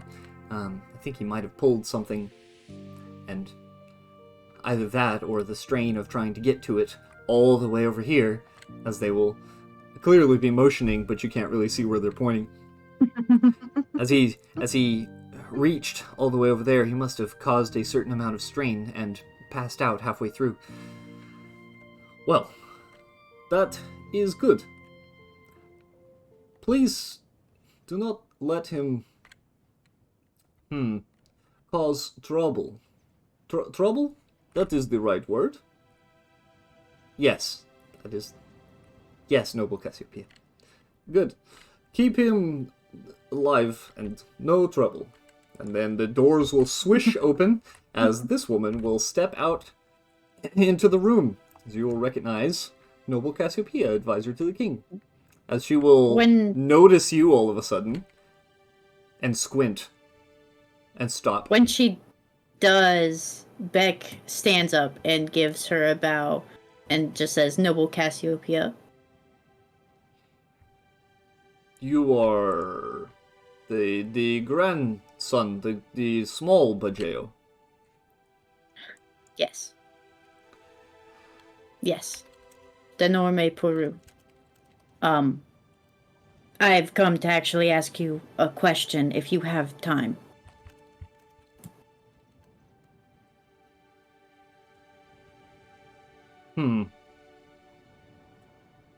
One moment, as she will raise a hand up to her visor, and she will press a finger to a small white light on it for about 5 seconds before something flashes on her visor, and then she turns to you and says, "Walk with me."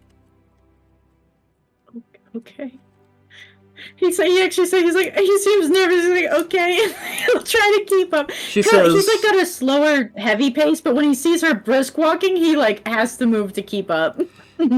When she says walk with me, you will notice that the accent is gone. She speaks in a much smoother voice. Oh. As she starts walking with you down the hall, what do you know about this, Puru, Don and I?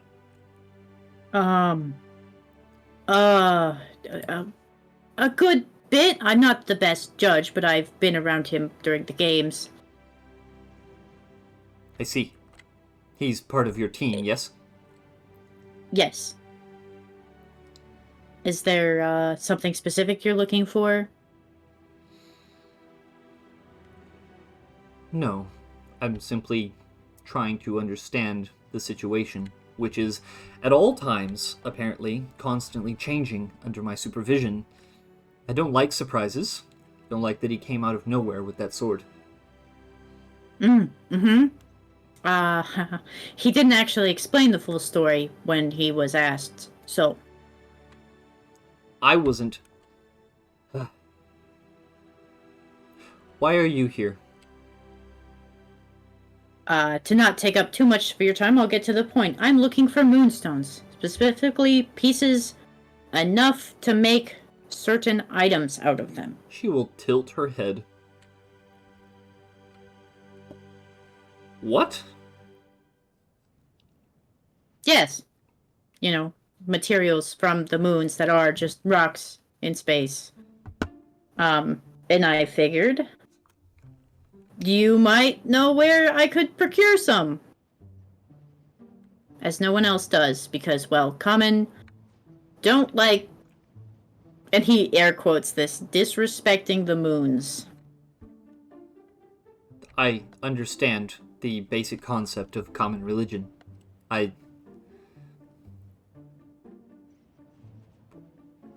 You want moonstones.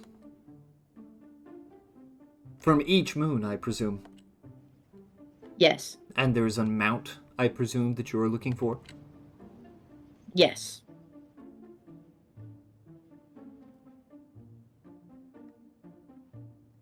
No. Okay. Thank you for your time. Make an insight check.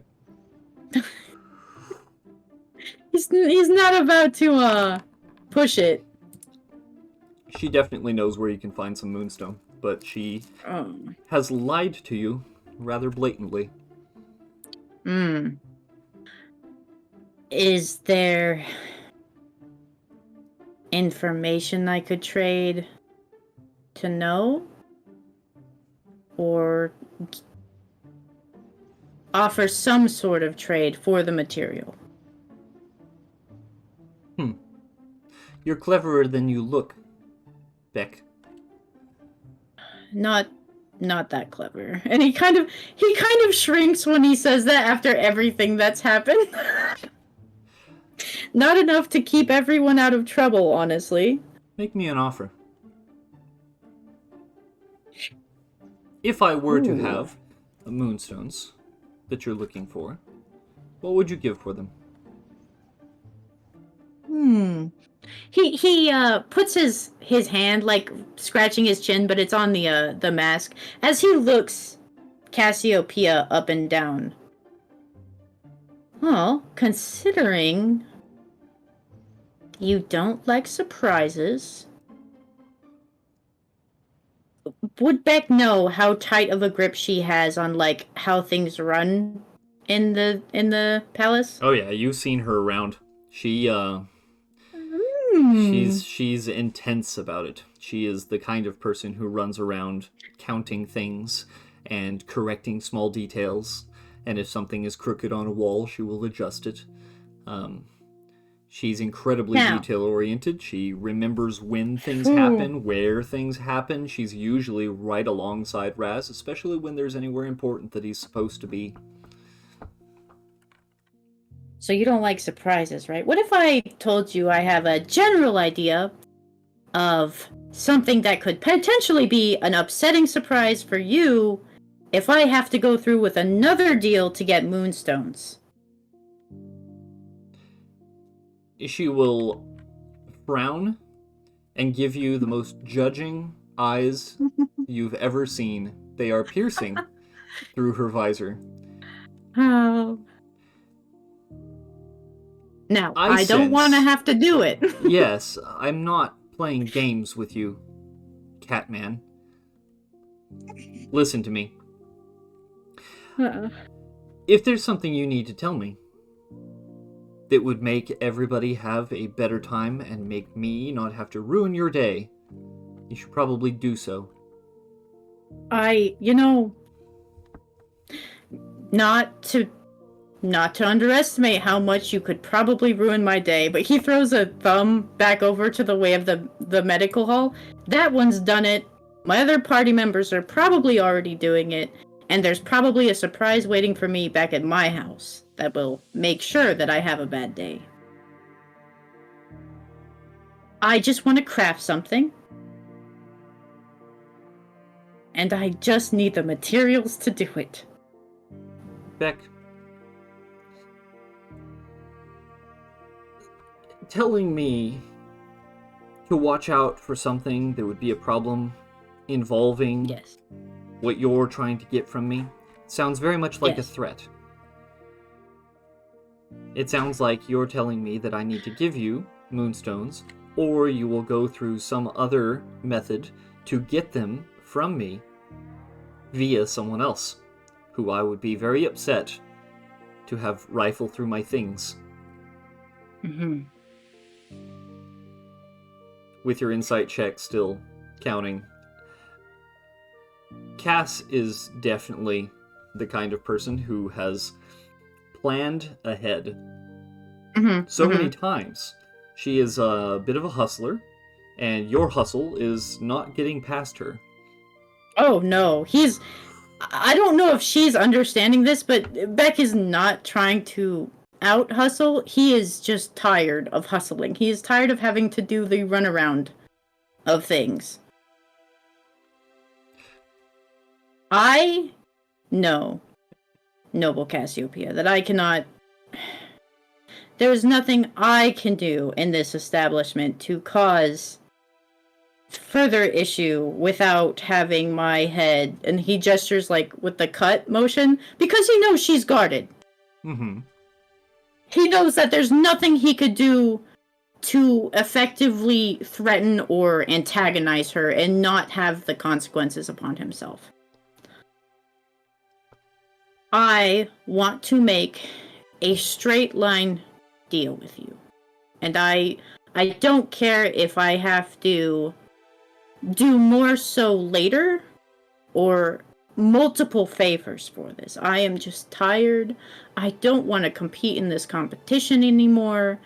I just want to prove a hypothesis with the materials. She will seem to ponder and think about it.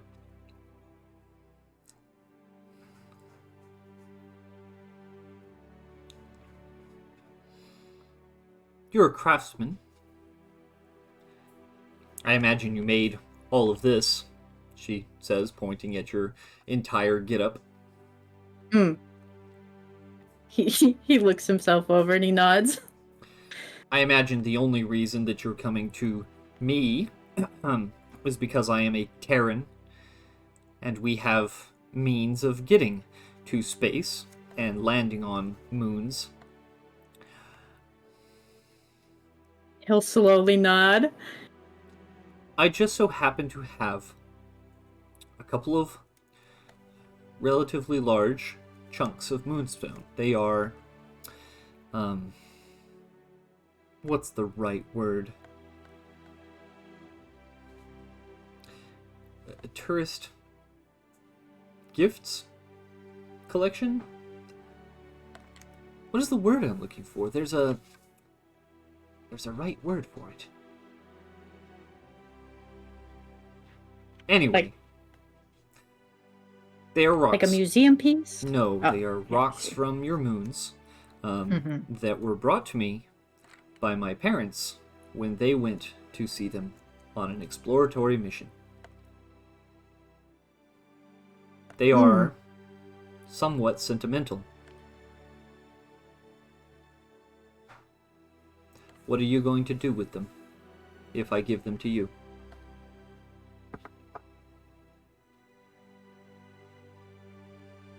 I am sorry. I No, there's nothing I could trade for that. There's nothing I can do for that, and I would not want to. Those are important to you.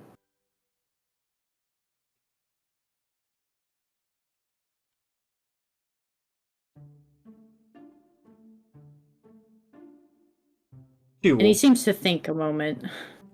she will rub her temple.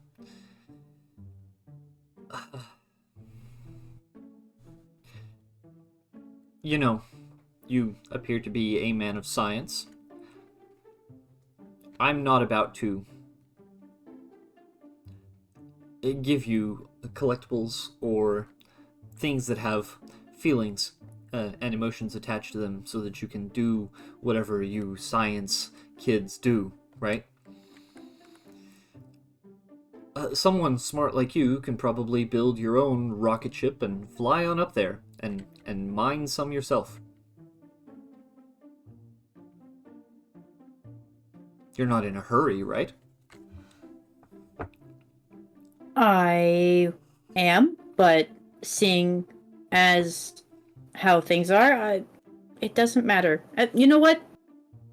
Anything ever at all until everything is settled doesn't matter. I should just focus on this tournament. You say that like you are trying to squash down feelings of your own. What does this mean to you?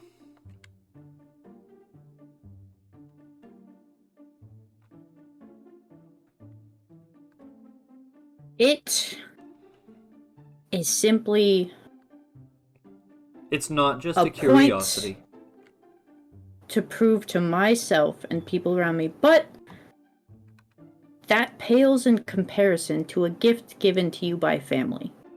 It is not important enough.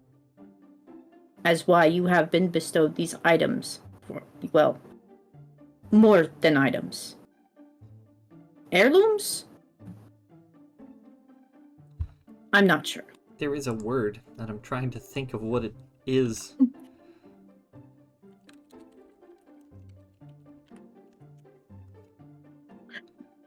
Maybe we don't have it in our language. I wouldn't know. I just Souvenir. Souvenir is the word. Yeah, that's what they are. Beck reaches into his pocket and takes out the snow globe with the two moons on it. Oh! Hey, you have one too. Huh? That's what I have. It's a snow globe. It's got two large chunks of moonstone in it. One from each moon. Wait, they're real? It looks like Oh yeah, no way. that snow globe right there is Terran design for sure. We have them all over the place back on my world. They you shake them and they look like snow, and I guess you find them in certain tourist locations that are colder. We have snow back home also, but not everywhere. Mostly towards the north and south poles where it gets colder. Not like here where it's everywhere. I suppose someone thought they were incredibly clever to make a Javian tourist snow globe. I guess they're popular. As she says it, he realizes he's supposed to shake it, so he shakes it a little bit to see the snow kind of swirl around. Snow flurries and swirls around the two moonstone pieces. Huh. You know, if you're looking to experiment simply for the properties of whatever those rocks do, and you're not particularly attached to the idea that it is a snow globe, you could probably experiment with those. Looks like you had some all along. He kind of just sighs, and it almost seems like he's not as happy that he's found out that these are moonstones, and he puts it back in his bag. Sorry to let you down. No, I thank you for informing me. How big did you think the chunks I had were? Those are pretty sizable, but I have this terrible feeling that you had the impression that I just had, a couch-sized rock sitting in my apartment. No. No, that's no. I don't know anymore, honestly. He seems just actually done. Like, he tilts his head down and he actually takes off his helmet to pinch the bridge of his nose and just sigh. Like, he has to turn around from her for a moment to recompose himself.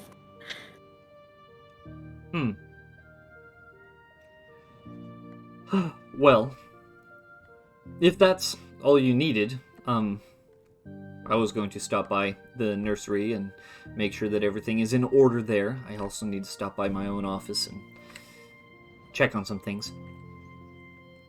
Mm-hmm. You seem really stressed, Beck. Maybe you should go take a bath or something.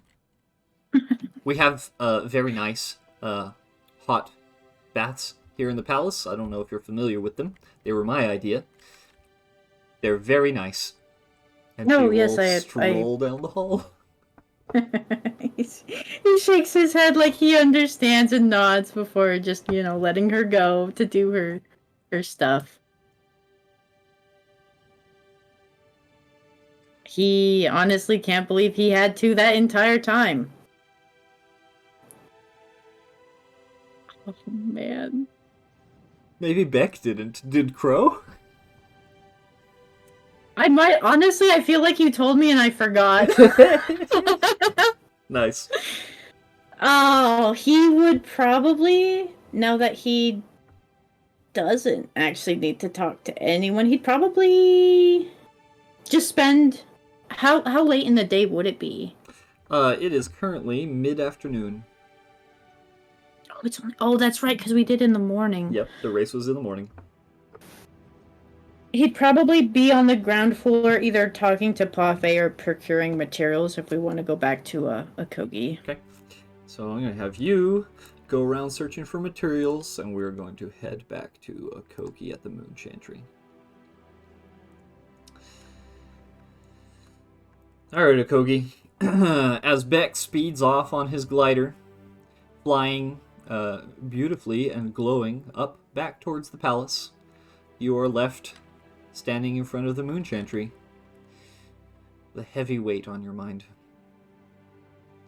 Ahead of you are two large door flaps that have beautifully embossed and engraved cloth with a symbol of the two moons intertwined. She kind of gives one of those short, small smiles again, watching him leave, because, it's really cool watching his glider work. And then she will enter the chantry for the first time.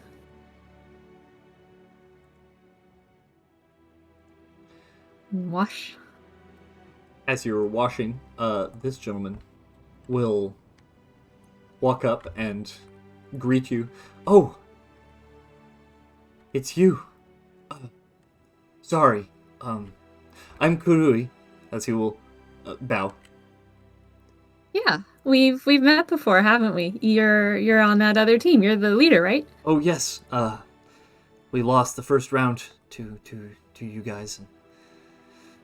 It was really intense, but you were very courteous and let us get by in the end.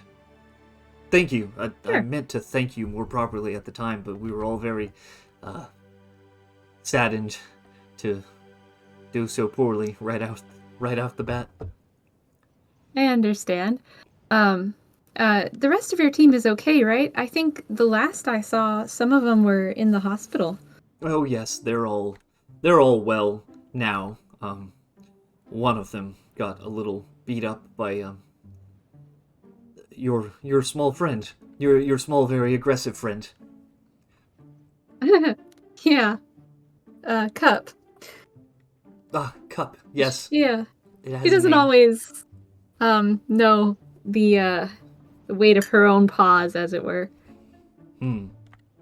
She was also really good at the race. I hear. Well, I was there for a moment, but then I had to come here. I wanted to see your team, Mm-hmm. Anyway, welcome to the Moon Chantry. I see you found the basin, so you, being a moon priestess and all, you probably know your way around. If there's Uh, anything that you need from me, or if you'd like anyone to talk to, then I'm here. As he will wave his hair, all sparkly and such. Thank you, Kurui. Are you perhaps helping with attendance records? I am assisting with whatever is asked of me, as I've been volunteering here for the last few days. Aw, that's great to hear. I'm glad you've taken an interest in the work. Well, I actually was hoping to run into you, and you came. You've come right through the door. Oh, is there something specific Oh, that I you was need my help with? no, I was wondering if you wanted to spend time together. You know, we seemed to hit it off a few weeks ago at that common ball game, and then Oh, again also down in the tunnels during we seem to find each other at these competitions, and I feel like we have a bit of a connection. You know, he'll make that motion with his hands, you know, where it's like pointing at you and back at him. back and forth, yeah. Yes. Oh, um, that's really sweet of you. I am unfortunately incredibly busy, Oh, with a lot of things. Still because of the competition, right? oh Maybe yes. It's maybe not over after because we you won, of course. Yes. yeah. So maybe after we hopefully win the fourth round, or once we get, disqualified, kicked out. Um, then if I have free time then, maybe. There's a few things, big things Kicked out. happening. You sound like you almost expect that you wouldn't be kicked out. No, your team is Uh, honorable and good, and you're honorable and good, and the Gidon follow well, you. Clearly, you wouldn't do something so wrong as to be kicked out of the competition. no, in fact, I highly advise against it most times. But there have been a few personal things that have happened, and she looks at him because she can't quite remember. Was he there in the square when they found Peta? Was he Uh, unconscious, he or was he was it just was part of his team? he was unconscious on the street. Okay, she looks at him, wondering if his mind is okay or if he's forgotten, because the last time he seems to, you know, he doesn't seem to be counting that as an issue. Uh, he was Oh, unconscious for most of that time. He oh might have come goodness. to Okay. a little towards the end, but you get the impression that he doesn't remember seeing you at that particular event. Mm, okay. Uh, yes, we've had some personal things come up within the team, and even on my own, recently, very recently, that have been rather trying. So I'm not sure I'm in the right mindset, and there's other things that may come into play. So I'll have to leave you at a maybe for right Oh, now. okay. You'll see that his ears wilt and his tail tucks slightly. Well, maybe after the contest then, and maybe, we can talk some more then. Yeah. Anyway, please, feel free to do what you need, and I'm here if you need me for anything at Oh, all. right. I do need you. If you could, will you make sure that the attendance record shows that I have checked in, that I came with the refugees from Lavo, and I'm still working with them. And as of right now, I cannot say whether or not I wish to place pilgrimage in Rubrandi, or if I will continue on once the Lavoans are settled. I will do that immediately. Yes. Feel free to, you know, anything you need. I'll take care of that. Yes. Thank you. As he will go up to this room and swish through the door. and go take care of that. The Kogi looks even more strained than she did before. Because now this is yet another personal thing that's piling up on the platter. But she'll shake it off and sit on one of the comfy cushions and start to breathe in and out to prepare herself for a chant. And I'm writing a note.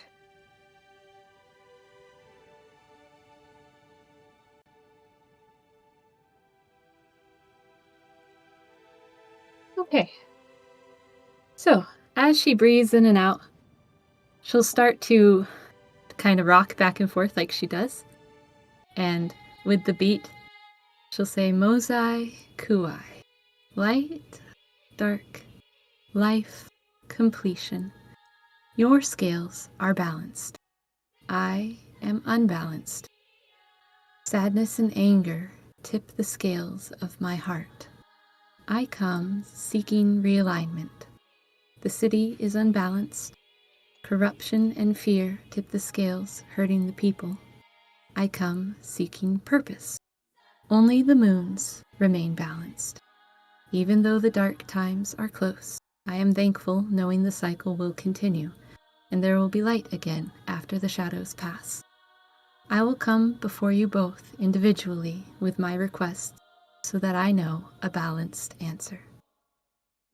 And she continues to sit, deep breathing for a little bit to center herself before she moves on.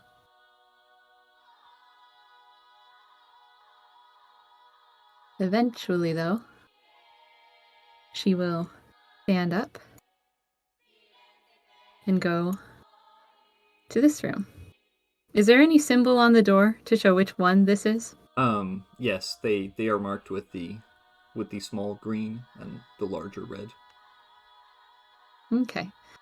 She will enter. Oh, excuse me.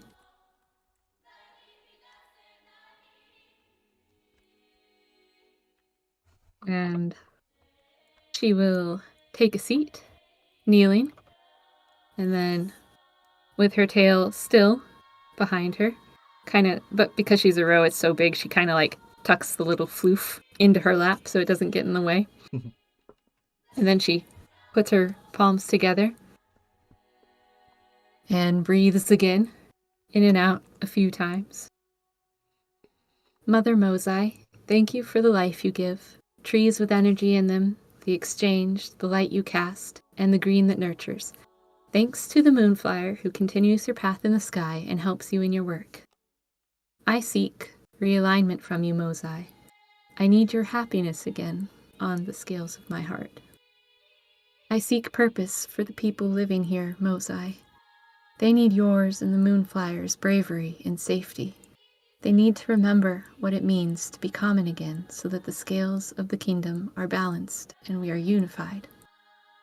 You showed me we are not a tree. Please light my path going forward so that we do not lose who we are but can grow together as intended. And she'll breathe in and out, finishing the prayer to Mozai.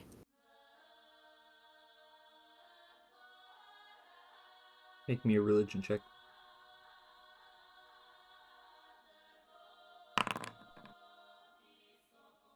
Okay. As you breathe and you take your time to sync yourself up with the mother, the one that retains and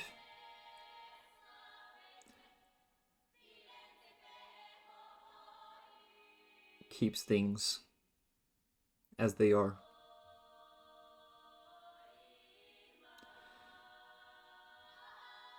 There is a peace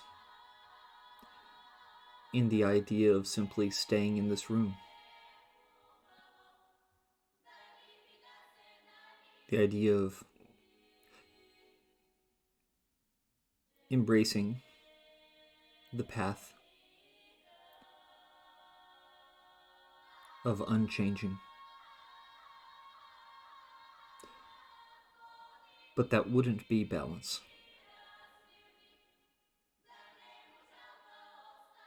But with no direct, strong feeling, the feeling fades.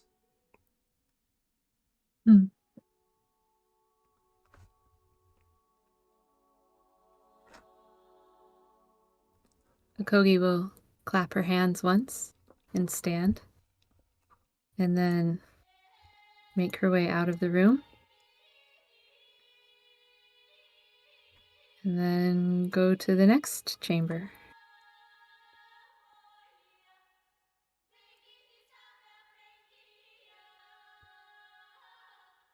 She will steadily walk and then sit here with her tail basically swishing against the wall so it's not in anyone's way. And she will hold her hands out, as you do in front of Kuai, and breathe for a bit as her tail swishes, making sure that she's, in time. And then she'll pray, Father Kuai, passage in the shadow. I am here paying homage to you and acknowledging the passing of things, the shadows, and occasional times there are darkness. Though the time passes, let us not pass until our time is near. I seek realignment from you, Kuai. You know the sadness and anger I hold in my heart, for you have placed it there. I seek purpose from you, Kuai. You know the fear and corruption plaguing the people of Lavo and this kingdom of Rubrandi, for you have placed it there. Please do not let these kingdoms fall until it is their time. I know that even these feelings will pass eventually, but while they are mine to hold, show me how best to use them to benefit the people. Show me the path that will maintain unity for the people while they continue to grow. They have much promise here. Please guide my hand going forward so that we can move ever onward, but enjoy our time while it is here. And then she'll continue to swish and breathe. Make me another religion check.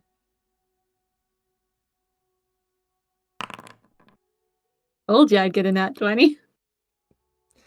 You did. You did tell me. Why did I get it from Kuai? Of course you got it from called Kuai. it. The dice tell the story, right? Yeah, they do. The dice know. Oh, golly. As you sit there, listening, swishing your tail in a pattern.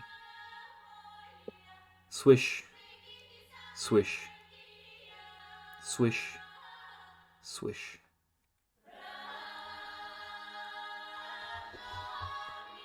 The intensity of Kuai's presence, whether it be because of your own feelings at the moment, the feeling of stagnation, the feeling that something must be done, the feeling that change needs to happen. Perhaps in your feelings at the moment, impatience. Change needs to happen now, perhaps.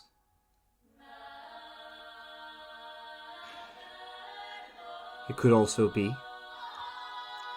that we are days away from a dark time. Kuai's dominance, its apex. One or both of these things probably has an influence. As you sit there, beating your tail in time, swish, swish, swish, swish.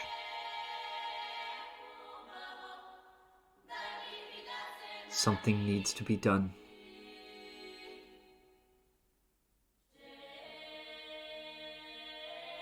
Someone needs to be the one to do it.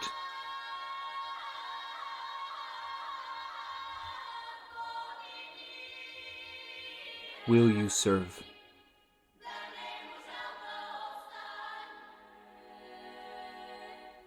Is this a tangible question that Akogi feels?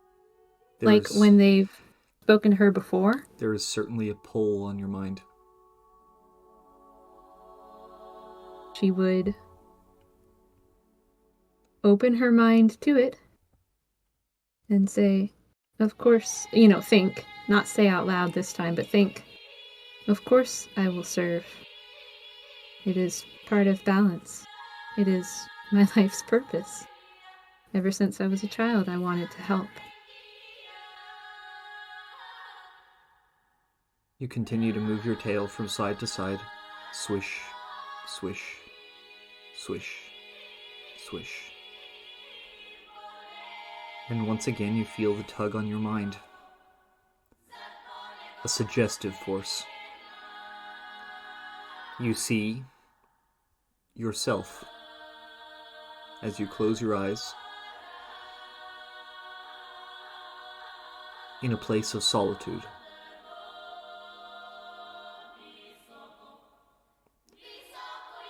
Find a place to focus.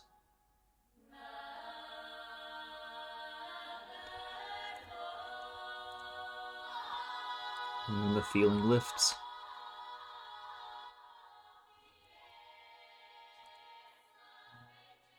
Akogi will sit there just a little while longer to make sure that she's not missing something, swishing her tail all the while, breathing.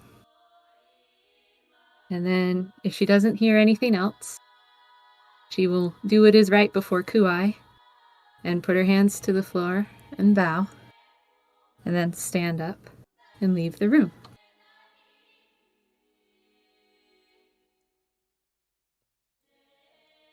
And then, coming back out to the center chamber, she will look to the two of them together, balanced as always, kneel one more time, and breathing, say her final prayer, one of thanks. Thank you for hearing my prayers.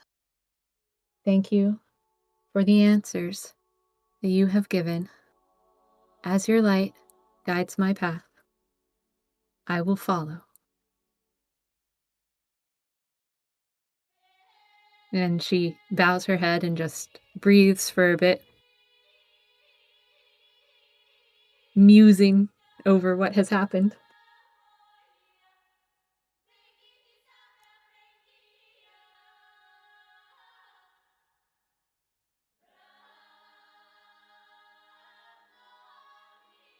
If there's no further response or feelings on her mind, she will get up and leave the chantry.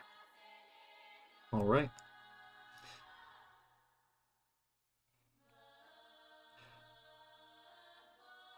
She's going... Hold on. So. DM me where you're going next. Oh, okay. And I'm going to cut to Beck for a little bit. Beck. No, I want to know what happens. No. Beck, you have... Don't do my ADHD. No, not my ADHD. Oh, no. Story's gotta have patterns. We gotta follow patterns of storyline here. There's a beat here. There's a beat, and I'm taking it. Oh my gosh, I always get nat 20s for religion. Yeah, you do. Yo, it's so good. You literally called it earlier today. You were like, gonna get that nat 20 on talking to my gods. Wild. Boom, but why couldn't it be talking to both of them? Oh well. Double nat 20? Whoa. I mean, does it count for both of them if you're a balanced middle walker? Well, I think it would have counted for both if I was in the central chamber and they answered me there, but... It teeter-totters. It seems so balanced. far that each of the responses that Akogi has received throughout this campaign have balanced. They have. Actually, now that I think of it. The dice know. They know about balance. There you go. They've balanced out rather well. Go, it's your turn. Alright, Beck. You travel around the city, acquiring various materials and things. Where do you head once you have all the stuff you need? Are you heading back to your house? Are you Or are you going asking somewhere me else? like that? Why did you say it like I that. don't know, she's I'm got this scared. fancy new house map, okay? I need to know when she wants to use it. Are you heading back to your house? You don't have to go back to your Ooh. house. Where would Beck go Okay, after I don't acquiring know all his why I materials? just had the mental image of Shayon waiting in my closet or something. I was very scared. I was like, he's hiding out to get me.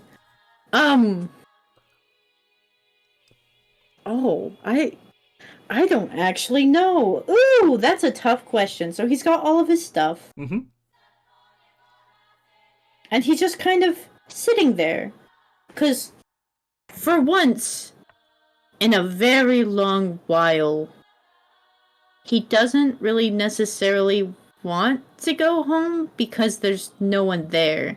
And usually he would run off to be helping his party. Someone would call him. He'd need to be running to go to someone. So he just It's sits there for a little bit. it's strange as the errant thought, runs through your head that not so long ago, being in your house alone would be the only thing you would like to be doing. Strange. But he's gotten no messages. No one's in trouble. No one's called for his help. Akoki said she would message him later if she was going to stop by, which was not a definite. There are words left in him that have been unsaid. And it doesn't make him feel good. I think he would go and head to his house. Whose house? Sorry, you broke up. His house. His house. Yep. Okay.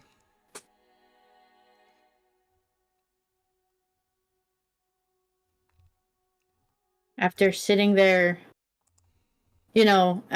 seeing Parfait and probably telling Parfait that the lady doesn't know how to work her thing. It might not be her, and also to not give out the cloaking device to anyone, even if they ask, and even if they say they're the lady. He just sits there quietly for a couple of minutes before finally slowly getting himself to head home. Okay. You know when you're loaded. I am loaded. As you Look at that purdy map. Ooh, I put love you it. over here actually.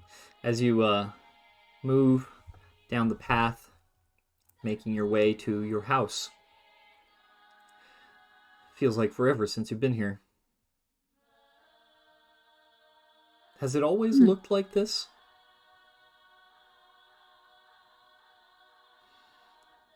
Sure, probably it has.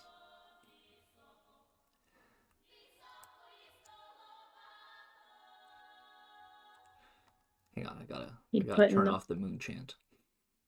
It's so good. Alright, as you come up to the door, it recognizes you immediately and opens. As you step into your house.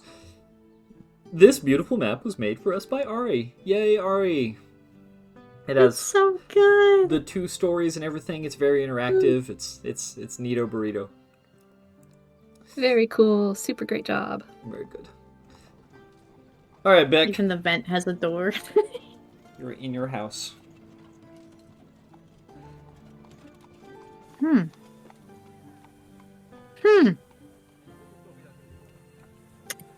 That final cup of tea he was trying to perfect is still on the counter from the day he ran out to go get a kogi, so he doesn't really want to go into the kitchen all that much.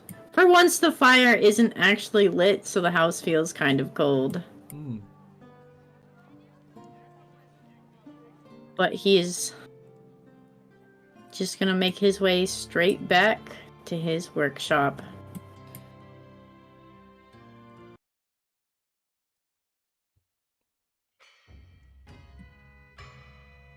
As you walk into your workshop, the familiar room behind a hidden door, opens to a large room with the walls lined with metal, various materials in organized piles, set of stairs leading up to your special science room, and a forge, an open flame forge, lies in this room.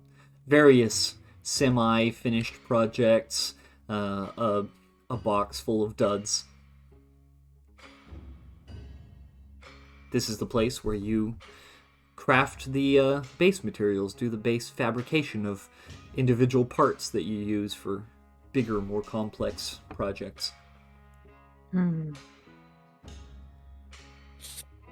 Ooh, I think we are actually going to go over here and in almost like a unsatisfied with the work of the past, like someone just tearing apart stuff that was not good enough for what he wanted. He is going to rummage through all of the old pieces and tear out what would be useful for making 2 swords. Mm-hmm. Okay. Make me an investigation check as you tear through the pile to find certain objects and items. It didn't go. Seem to be a little lost here, but eventually, after some time passes, you spend about 20, 30 minutes poking through the pile, poking through different parts, but eventually, with that second roll, another 20 minutes or so pass, and it feels like surely it should have been here, the part that you've been looking for. And sure enough, there it is. But boy, you have spent a full hour looking for this as you gather the components that you think you'll need that will make probably very good sword parts. I can't see it rolled, so I'm sorry I double-clicked that. Oh, that's okay. That's okay. I didn't see it roll, but he is mostly going to spend the days leading up, or even for now, the time that he can, just getting all of the components and materials ready to craft them in one go. Okay. So he would probably... I can't move. I gotta refresh my thing, because now it's... I don't know why it's stuck, but he would probably try to figure out how to take apart the, without breaking it, he would probably try to figure out how to take apart the snow globe. Okay. As you look at the snow globe and you analyze it for a little bit, I'll take that second investigation check for this. You find that it has a little latch at the bottom, a little rubber latch that squeezes into a hole at the bottom. You suspect that if you open that, the liquid will most certainly pour out. So you flip it upside down, and then you open the latch, and sure enough, it is a latch that leads directly into the dome. It is full of some kind of liquid. It's probably water. It doesn't have a particular scent or anything. What do you want to do from here? You should be able to, after the liquid is out, unscrew the... Actually, with that 16, you could probably manage to unscrew the bottom while holding it upside down. You can pop it off. As you do so, inside, now you have in each hand a globe full of water and some kind of little white fragments that float around in it. And in the other hand, you have a base with a small set of mountains and 2 little figures made of red and green stone. Yeah, he's probably gonna set the base down.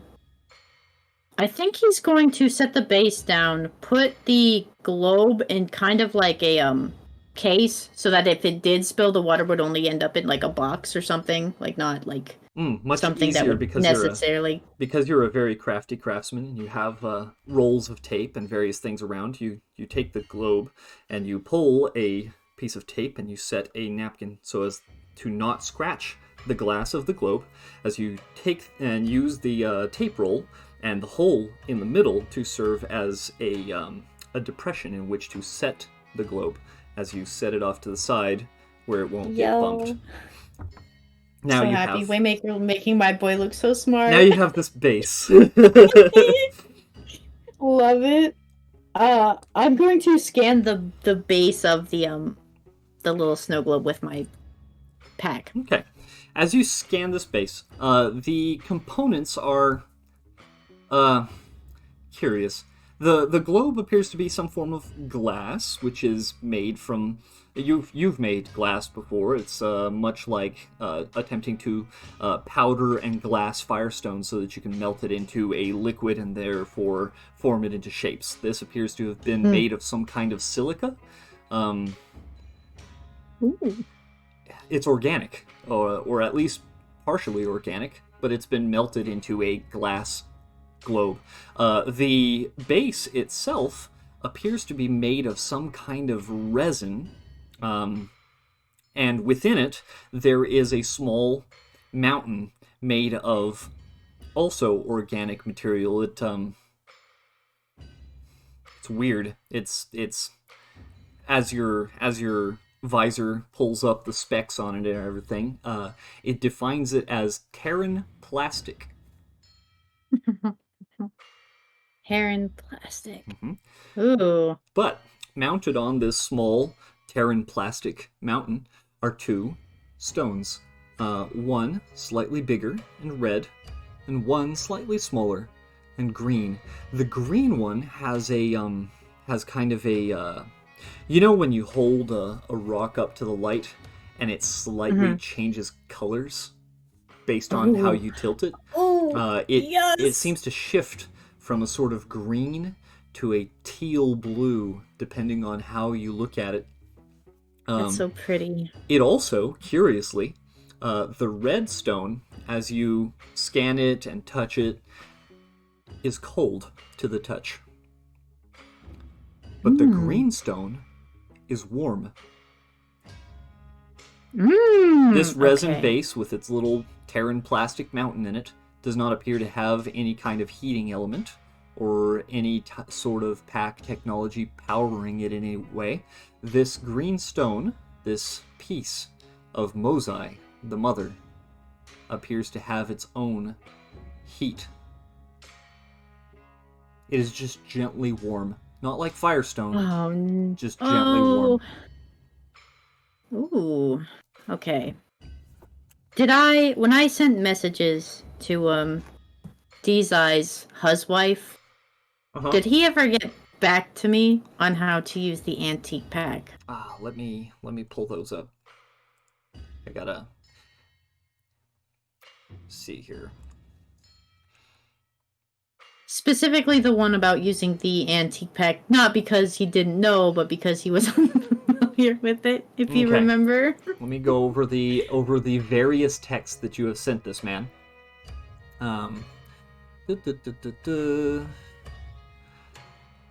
First text, never got a reply. Second text, never got a reply. Third text, thank you. We'll keep that in mind, is the response you get. This guy.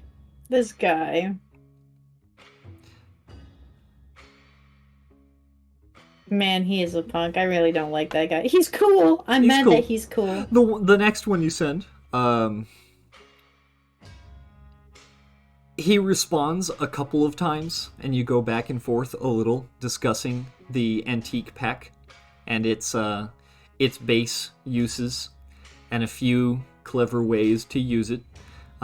He has given you a brief explanation that to you is much better than you knew before, right? There's a lot of things that you know how to do with the antique pack, such as the ability to store food and it come out exactly as you put it in.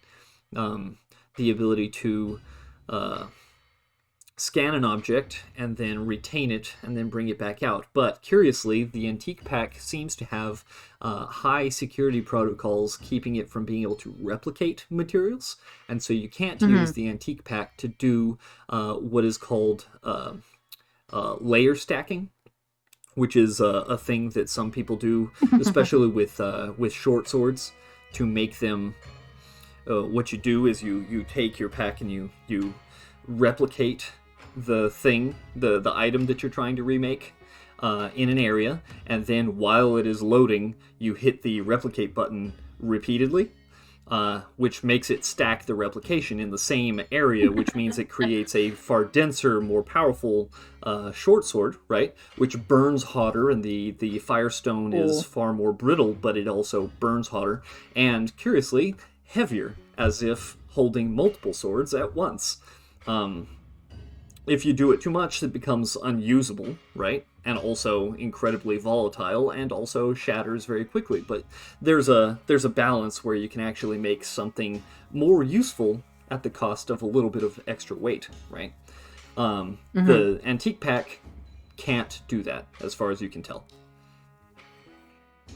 I'm wondering if I can take some time scanning with the antique pack, scanning, not absorbing or like retaining the items, but scanning the material makeup of the moon, so I can use these stones as specific, like, false hearts of the moons themselves and replicate the material that they are made out of into the rest of the swords.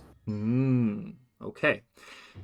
As you try and do that, I'm going to need you to try and give me an Arcana check to attempt to bypass some of the base security protocols of this antique pack, as you're attempting to stretch material.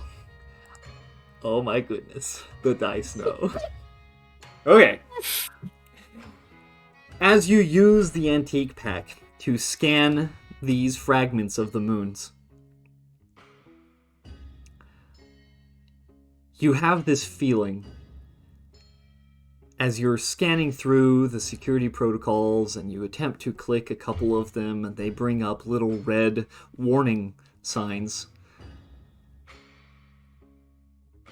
You hesitate for the slightest moment, thinking that maybe you shouldn't be tinkering around with a gadget that you only sort of understand. But no. You were given instruction. You were taught. Your new friend has withheld information from you, and so naturally, you trust your instincts. You trust your big brain, your smarts, the things that you have nurtured. You, Beck, you have been in this workshop. You have tried so many things. Sometimes they fail, and sometimes they work, and so you choose to push beyond the safety protocols of this antique pack. As you do so, you find that the molecular makeup of the moonstones, though they are different from each other, they are not particularly complex. And the pack very easily, whether it be because Firestone is of the moons, as the priests seem to think, and as Puru seems to preach so adamantly all of a sudden, or whether they are in fact just rocks. But as you do, you find that they are not too difficult to manipulate. You could shape them, perhaps, even. What do you do?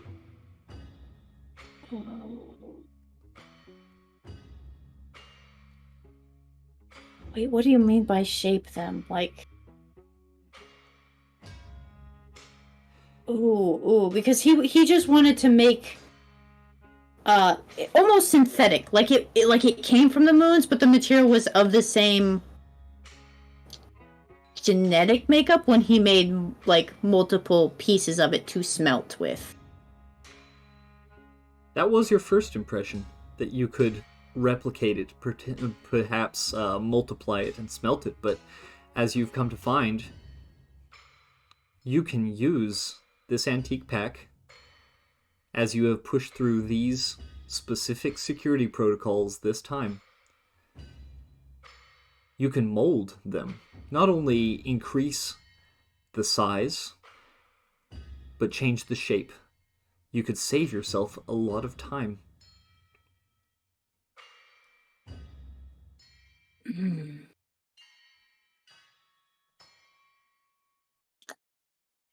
But that's... Ooh.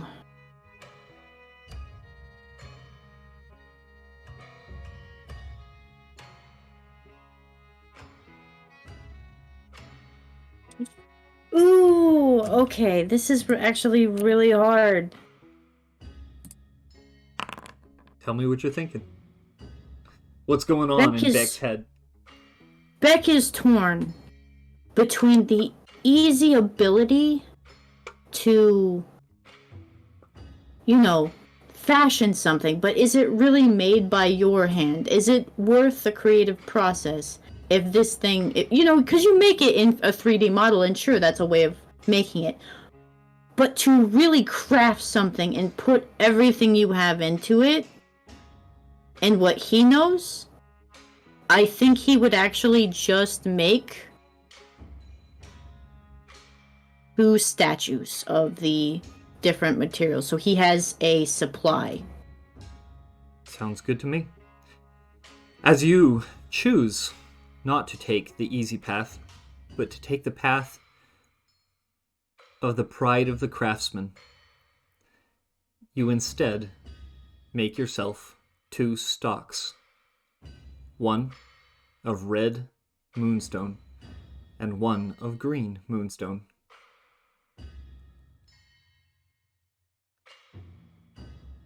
And you tuck this knowledge of the antique pack away.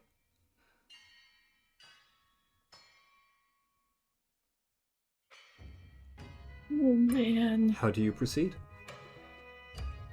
I'm going to proceed by carving off about the same amount of each size. Actually, the 2 original pieces I am going to turn into a dust. Okay. And I am going to keep those in containers separated of, labeled for each moon and which one they go to, because that is the heart of the weapons. All right. You make 2 vials of moon powder. I am going to make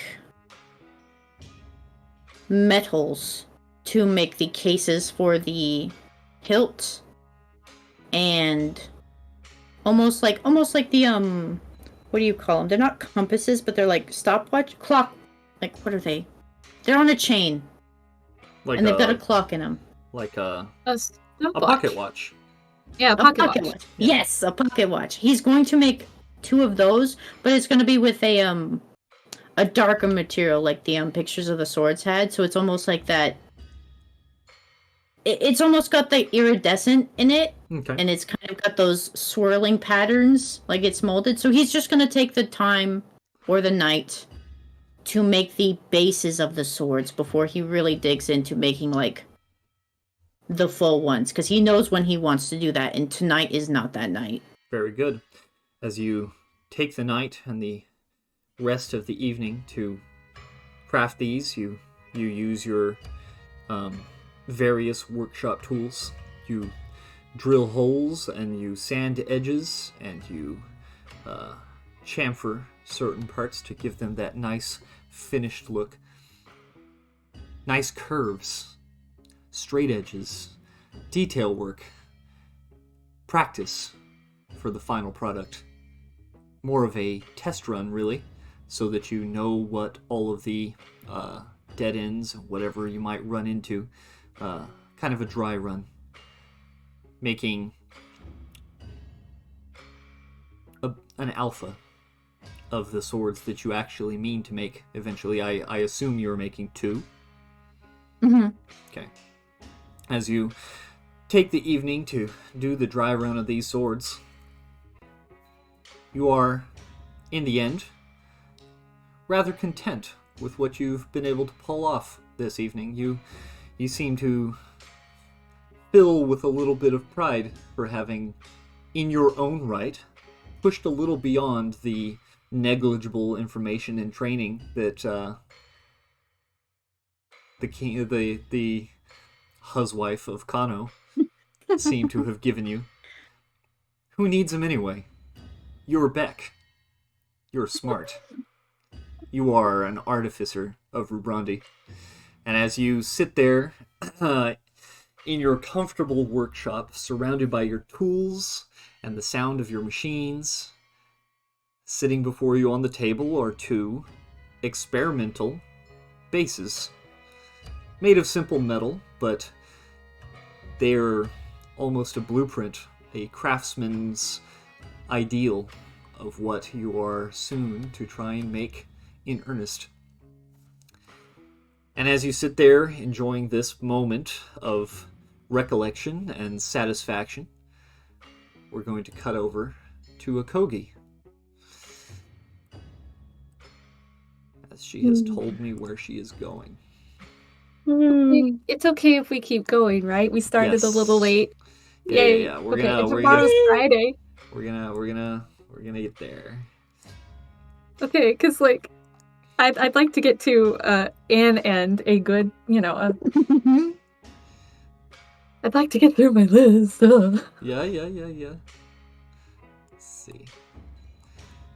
I've got to populate some stuff real quick here. Cute little stable map. Yeah. Yeah, it's so cute though. Because that is where Akoki is going. Oh, sorry. Shouldn't have said, but it would have shown up anyway on the map. Alright. Let's see here. Gotta activate it. Let me know when you're loaded. I'm in. Okay. As you walk up to the stables that you were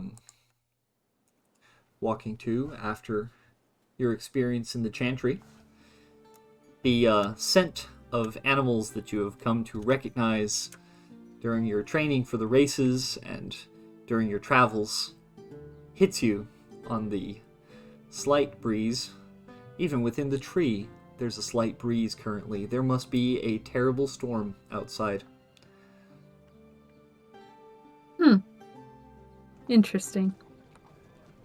Oh well. Knocks on door. Knock, knock, knock. Eventually, the door will open, and you are greeted by Tezrin, who has a small Kyriakodon on his shoulder. Oh, Kogi. Good to Hi. see you. Good to see you Please. too, Tezrin. Please, come in. Thank you. Ah, there she is. Hello, Drova. Oh, she has been waiting for you, you know.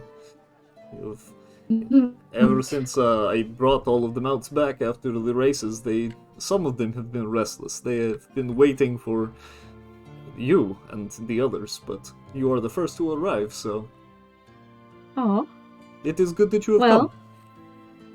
that is good. That is good. I was wondering, honestly, if you would be able to, or if you'd be willing to, let me buy Trova from you? Attached, are we? I understand. Trova likes you yes. too. And I can't help but remember what you said earlier, our first time meeting these mounts, that you didn't really ride her as often because she kind of disliked you. She A little- requires a stronger hand than mine, I think. Well, would you be okay letting me have her? He will think for a moment. You know, you are the first who has ridden her in a long time, and she seems to have enjoyed it a great deal. I will tell you this. I imagine you do not have a particular place to keep her. No, I don't. I thought not. Being a foreigner to Rubrandi, and I have seen the area where the Lavo refugees hang out. There is not a proper stable down there. But I can tell you this. As far as I am concerned, and as far as these animals are family. But this one likes you. I think that is a good thing. She needs to have a friend. And you probably need a friend as well. You look... I am not the best at telling these things, but you look... troubled? Have you been eating okay? Oh, yes, eating just fine. But there has been a lot recently, personal issues that have come up that are weighing heavily on my mind right now. Ah, I see. He will start looking nervous at the idea of even beginning to have a actual personal conversation. No. He will raise his hands. As far as I am concerned, you and Trova are bound. You are sisters, you know? This is a place where she can be safe and taken care of, and if you will come to take care of her, she can continue to live here until you have a place where she will be comfortable as well. Or, bring her back to when I come to and from my wanderings, my pilgrimages and such. Oh, yes, of course. I'm sure she would enjoy time away, going to different places. I think she enjoyed very much the trip to the Oino tree. Good. Just what I was hoping for in amount. Of course, I'm more than willing, since I don't really have anything to barter with. I'd be happy to give a little more of my time to help care for the other animals as well, if you require that as payment. That would be appreciated, actually. Most of the time I am alone, and I do not mind being alone. You know this by now, but some of them can be a handful, and these particular animals, they are special. They are they need care. You know, they need someone who will care for them. They are not like the stupid mounts over on the Zanif side of the tree. Those are normal, silly things. These are smarter, better trained, but they come with personality. So, this is to say, I will not deny the need for potentially more help from you, if you would be willing to give it. I am willing to give as much as I am able. Oh, good. Are you free this afternoon? It's beginning to be evening. Perhaps we can do tomorrow or some other day. I can spend an hour, I suppose, if you need something cleaned or fed. Hour. I will take an hour from you. Of course. Yes. I will lead you off to do various tasks. Yay! Brushing little critters and feeding them and watering them and cleaning their stalls. Yep. Huzzah! Lots of manure scooping. Yay! Good times. Yay! I mean, I've done it before. I know what that's like. Good times. Yeah. But yes, Tezrin will put you hard to work for about an hour, as he's going to make the best of your presence there. Well, after that hour, I would wander downstairs, if that's okay, to check on the weather, like look out the door and see what it's like and see whether or not I think the storm will let up tomorrow. Okay. And B, to search for someone. Okay. First, as you check on the weather yourself, make me a survival check. Okay. Right now, it's not a great storm or anything. It is very windy. And Kuai is starting to look rather big. Mm-hmm. Probably within the next day or two, it'll be dark. And you've traveled. You know that it is dangerous to be out during the dark time. But you also know a few ways to prepare for such a thing in that kind of eventuality. Mm-hmm. It is not a terrible storm. It is not particularly strong. You could probably travel in this if that is what you plan to do. Okay. As for my second question, will I be able to find someone who may or may not know where Berithus is hanging out? Oh, yeah. In fact, it's rather easy to find Berithus, as he and his companions are hanging out currently in the refugee camp. It is told to you that they seem to be packing up. Would you like to go there? Yes, I would like to. Okay. Let me prep real quick. Mm-hmm. Okie dokie. Where did I put them? I've opened all my character folders instead of keeping them nice and organized. Oh no.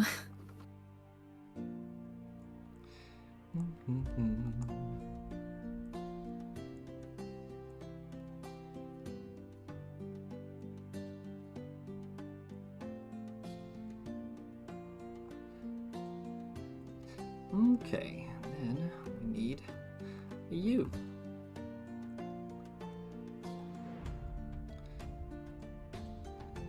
Okay. Alright, Okogi. You arrive at the refugee camp. You will see Aruru Eathuru, the primary guardian of the second wave of refugees, as he has pounced back and forth and is doing his stepping back and forth. You will see that the walls of the refugee camp are littered with posters of a pointy-toothed man. They all say, "Beware this man, Shayon, a menace." Kogi will just kind of look at the posters and for like the first time after the race, she'll actually smile. And she'll nudge Aruru. Noble Aruru. Oh, Okogi, yes. How can I help? I see you've made the people aware of the menace of Rubrandi.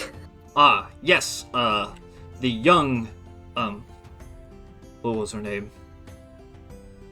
Dark hair. Dark clothes. Oh. Wears My ribbons. team? Oh, Puyu. Puyu, yes! I've heard people chanting her name. She seems to be Yes. quite popular. She is. Yes, she was very apt and very quick to inform us about the threat of this particular villain walking the streets of Rubrandi. So we have kept an eye out for him. Well, good. I may have heard that he was taught a lesson and might not even be welcome anymore in the city, but always best to keep an eye out. Good work. Yes, all the same, I think we should definitely keep our people protected. Apparently we were attacked. Some of us, anyway. Yes, but I wouldn't worry about it. Not too much. There's other things to worry about as well, but it's always good to be alert. Very well, noble Okogi. I hope that everything is well. I will continue to stay on alert. Hup, hup, hup. Good job. Huh.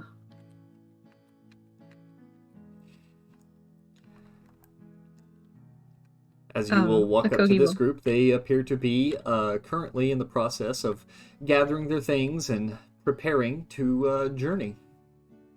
Kogi will clear her throat politely. Uh, ah, Noble Akogi. Hito will step up. We are preparing to leave. Yes, I see that, Noble Hito. Would you mind if I talk to your tech master over there, Berithus, please? He's been an emotional wreck. I hope you can get through to him. And he will salute. That's why I came. Feel free.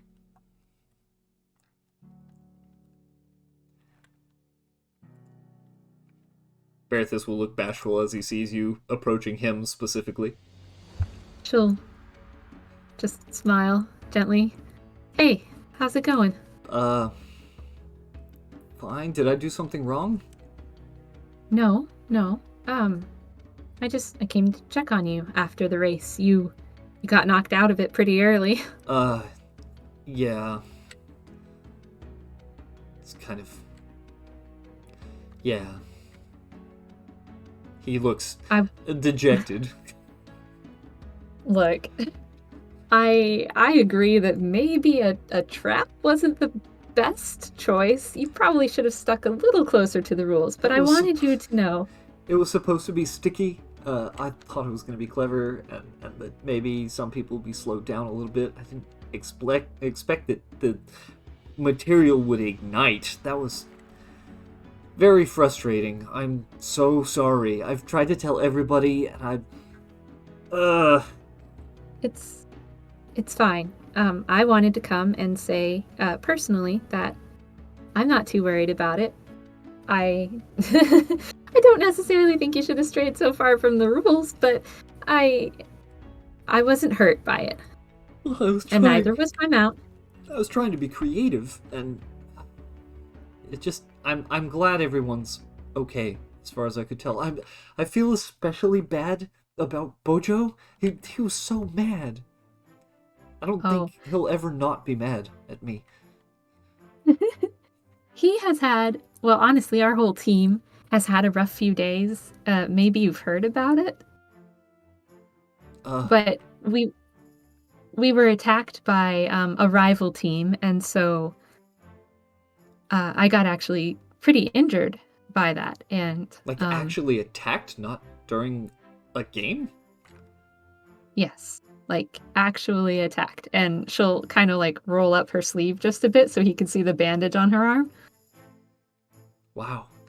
That looks awful. Yeah. And Bojo kind of took it to heart. We studied pretty much at the same monastery, and he's one of my best friends, and the fact that your tech mishap, which I totally understand, right?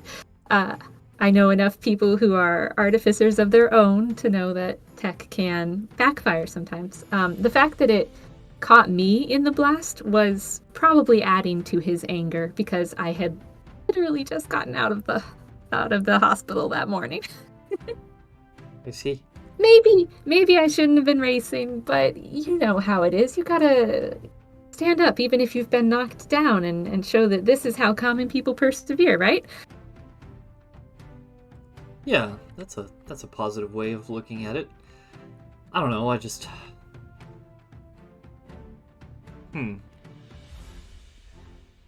There's a lot to learn from these games. They're not just cultural fun, I suppose. Exactly.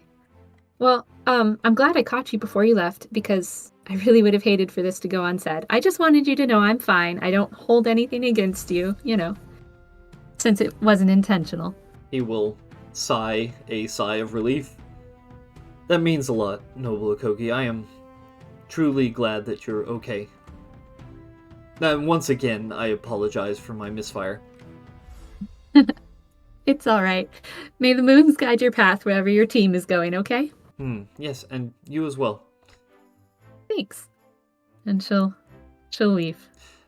Akogi, as you leave, make me a perception check. Okay. Okay. As you leave, the rest of them seem to be very focused on gathering their supplies.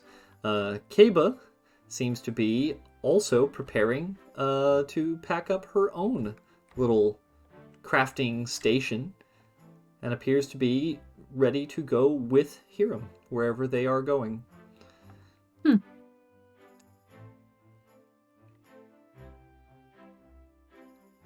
But that's it. Okay. She will send a message to Beck through the pack and say, I'm taking a plate shell up. I have had an answer from the moons, but I wanted to talk about it in person. Is that okay? Beck, your pack ding-a-lings from across the table as you are staring at your completed project. He's going to ask back, do you want me to come to you? He's not actually sure. He's got a bunch of question marks in it as if he's confused, but he doesn't know how to say it. Well, she'll write back. I guess we could get food out, but if you have food at your house, I was still hoping I could make you that meal I wanted to. Unless, you're busy or something. And she'll send an awkward text back. Oh, he can't read text as well as he can't read people. Oh no.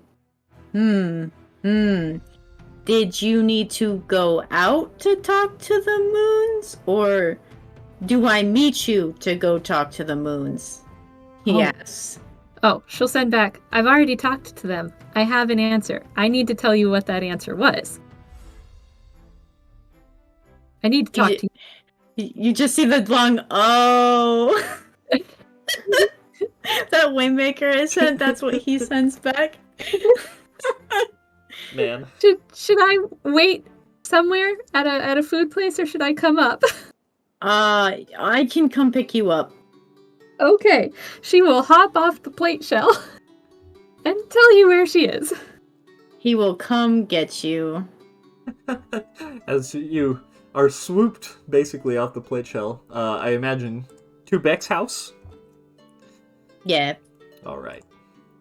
Here we go. I thought you needed to go talk to the moons again. What? No, you've already dropped me off at the chantry. I've already done that. Front door. Let's see here. Blink. Hang on. There you are, and I'm gonna grab you as well. Oh, you got you. Okay, good. Yeah. Why am I flying? I don't know. I grabbed you from the wrong place. Am I on the second floor? I'm figuring out the multi-floor thing. There we go. Hey. Hey, here I am. All right. You lead up to the door, which Yeah. opens on its own. He's so fancy. Ooh. He seems nervous and then goes and puts his stuff over here. You can he actually came down. He was kind of wearing the smithing attire, so it's not as fancy as his speeder outfit. Mm-hmm. His arms are covered in probably soot and dust and all the things that, he's been working. He's got a little something on his cheek also, a little black smudge. Insane. It's right there. Insane. It's right there on his cheek. Well, if you'll show me to the kitchen and where you keep your food and supplies, I will, I'll start cooking if you want to wash up. You've got a little something. And she kind of points to her cheek where the smudge is. He'll, where you just rub at it and it just kind of smears it? Yeah. And he'll look at his fingers like, oh, thinking he got it. Yeah. He definitely didn't. It's worse now. Show me where the kitchen is, and then maybe use a mirror. You can see what I mean. Okay. Here is the, and he'll kind of just gesture a hand out over to the kitchen. You can see there's a couple of, different teapots and teacups where someone had been making tea, but not really. And then the lone one over here that he had made that night. Mm-hmm. And then he points over to this side, to like this back corner. There's the pantry. Ah, nice. So you don't pack your food? No, I actually really don't enjoy the taste, but after getting this, and he'll show off the antique pack, I can pack it, and it tastes just as good as when it was made. Well, fancy. I'll get to work then and see you in a bit, okay? Okay. Nervously makes his way over here. And she will help herself to the ingredients that she needs Mm-hmm. and start to make some of her family specialty. Kogi, Pie. as you investigate Beck's kitchen, Chicken. that's a totally different word. His kitchen, make me an investigation check. Mm-hmm. Okay. You have come to the realization that Beck, this bachelor who lives alone in this house, has a single set of finger utensils.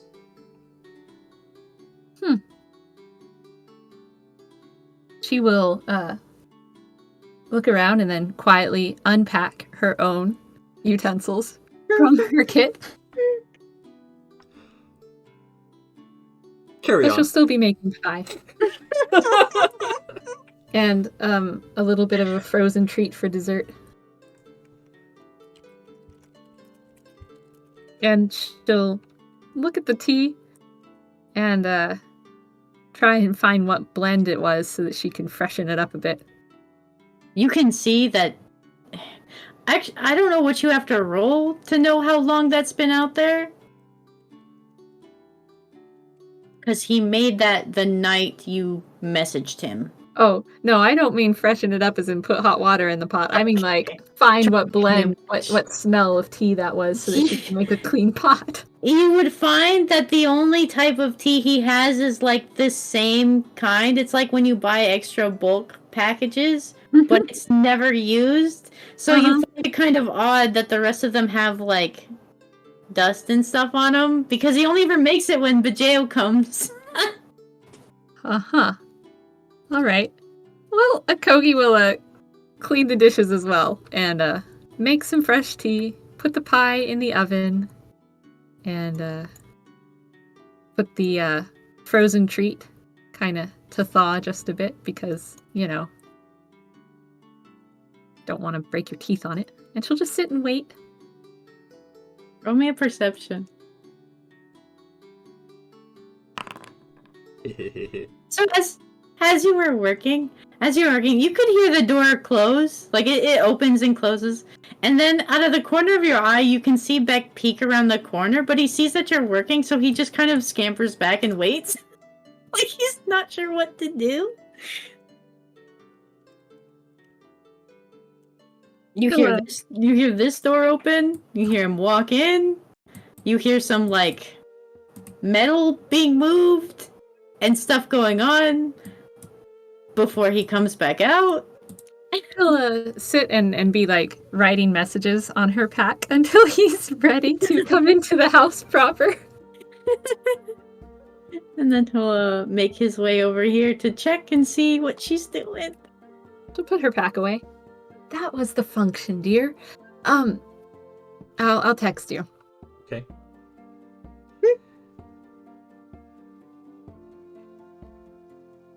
That's very cryptic. That was the function. I remembered what the other thing was.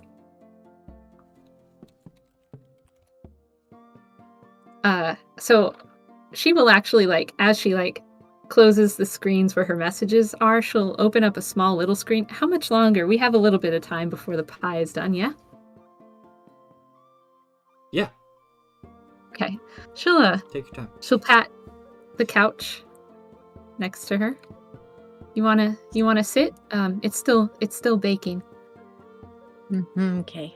He seems nervous. He almost seems like you've seen him like this when he after he interacts with Bajeo, when Bajeo says something that's usually, like, upsetting to Beck. Oh. She'll notice that you seem nervous to the point of upsetness and get kind of solemn again. So, do you want to know what the moon said? Or do you want me to keep that to myself? Well, you wanted to share that with me, so I think it's important. Well, there is one part that's important, yeah. I have been called into well, I guess it would be seclusion for a bit. That was the vision I received this time.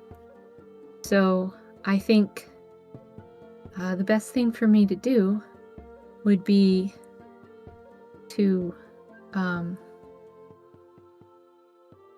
go do that this week before the next event. But of course that means I have to be on my own. I won't be here. I'll be back. Probably the night or two, depending on how long the darkness lasts. Before the event, so we can still plan with the team, but I wanted you to know. You're leaving me with them alone. Just for a few days. For a few days? Koki, you've seen how much trouble they get to in a few hours. I know. But Rubrandi is too full of people everywhere, even in the quiet places. And the vision was particular. I needed to be by myself in solitude. So I was going to take tomorrow to go wandering somewhere safe, and then prepare against the darkness. And then while the darkness happened, I was going to spend the shadow time, praying and meditating. And then when the shadow passes and Mosai comes out again, I'll come back. I'll come here. You're gonna be out when the shadow passes. Well, yes, out of Rubrandi, but not out and about in the darkness. I'm not crazy. I know what the dangers are. Which means I'm gonna be stuck here, most likely unable to contact you with the party, and you will not be able to come back until the shadow passes. Right. You should just you to inhale. know. Just gritted teeth inhale. Just. I would have asked you to come with me, but it's seclusion for a reason, you know?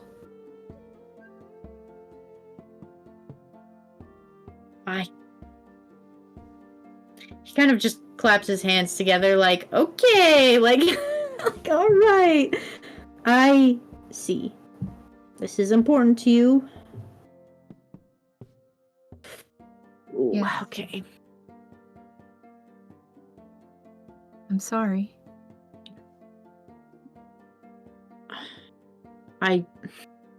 What?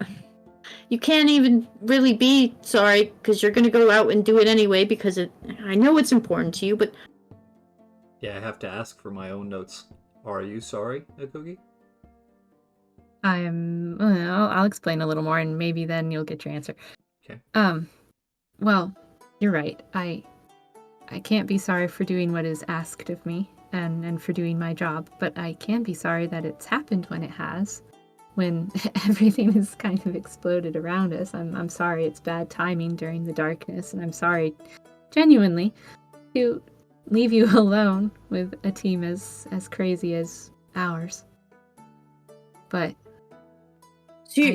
I do have to do what I need to. Yeah, like you said at the palace, and like you said to my grandfather, and like you say every time you bring up the moons, it is your duty. It is. And that's it? That's the moons call you and you just go running off. Yeah, that's how it works. It's part of what I signed up for. suits my row tendencies for wandering. Beck, But as it she is says hard. that, make me a wisdom save. Oh no! How did you Which one? know? How did you know? Beck, What's happening?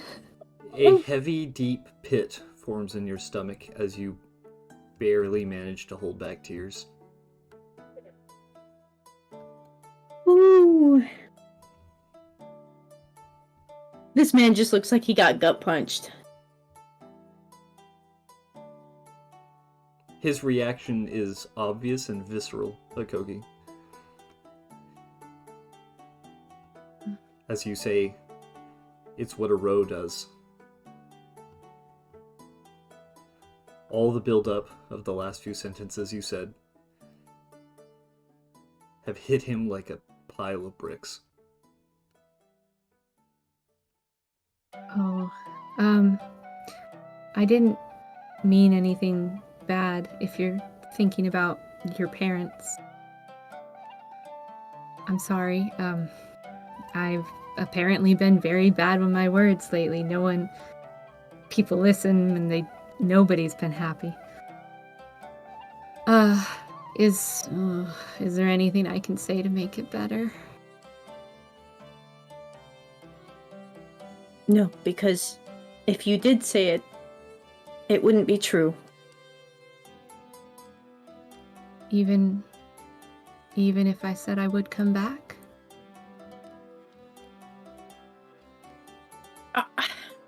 I know you'll come back, Akogi. The problem is you're leaving. Beck, Right now. Not right now. Beck, make me a history check. Oh no. What? What was it? I can't see it. It's a 10. It's a 10.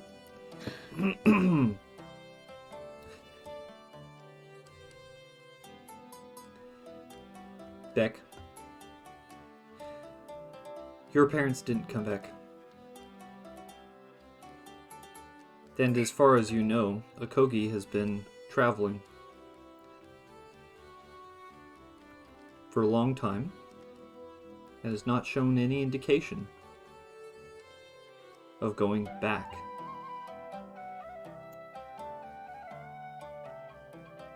I'll leave you with that.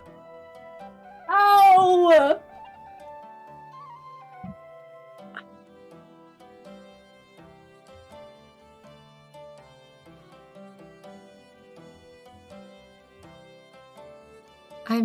Akogi will continue what she was saying before that revelation. I'm not leaving immediately. I'm here right now.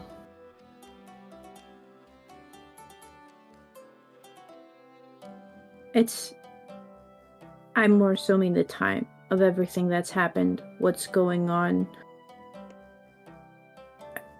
You know, I understand, Akogi. You need to go. There's nothing I can say to change your mind. You are a row, after all, and it is what rows do. Half of one, yes.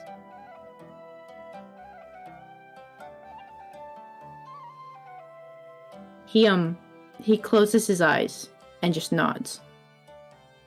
And there's a sense of resignation in how he holds himself.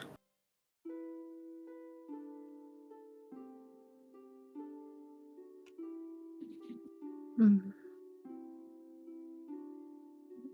Will you miss me?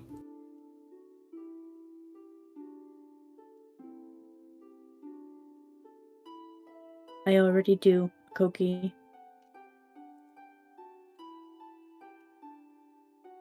You are free to stay. Take all the supplies you need until you are ready to depart on your mission. He's gonna stand. And he's just going to move back to the room. Unless you say something. Well, Beck, when mm, when I was talking with Bajeo, I found out about your family. Would you like to know about mine? So you can get to know me better? Had you asked me at the very beginning, yes, I would have loved to. I would have loved to know more about you, Akogi. But as it stands, the more I know, the more I will mourn you when you don't come back, when you choose the moons, and when you walk your balanced path.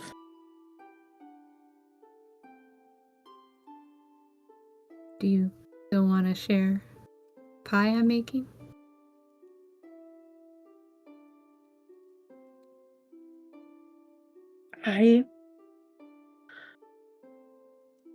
I do not know.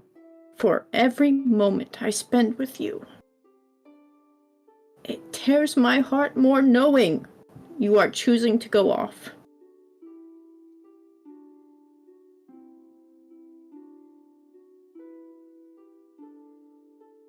You will always be my moon, Akoki. Even when you are far away on your missions, meeting new people, following those paths you decide to go on. And I will not be the tether that chains you down. But I will miss you. And I cannot stay with you if this is how it will be. Worrying that you may never return. This is not how it is normally.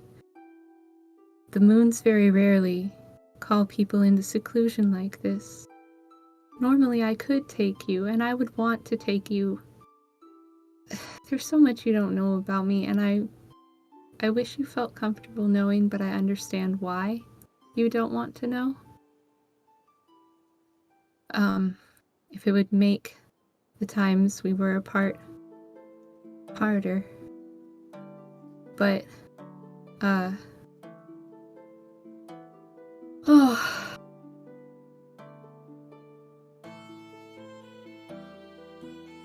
You know, the first time I asked the moons about you and whether it would be balanced of me to pursue you, the vision I got was having a home to stay at, but also having someone to travel with. Just because it can't be this time doesn't mean it couldn't be like that in the future.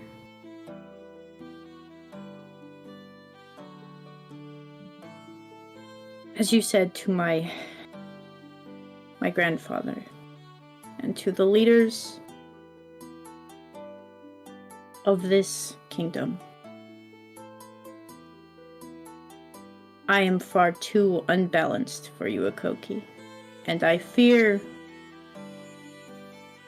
I would only set you on an improper path. I will not make you choose.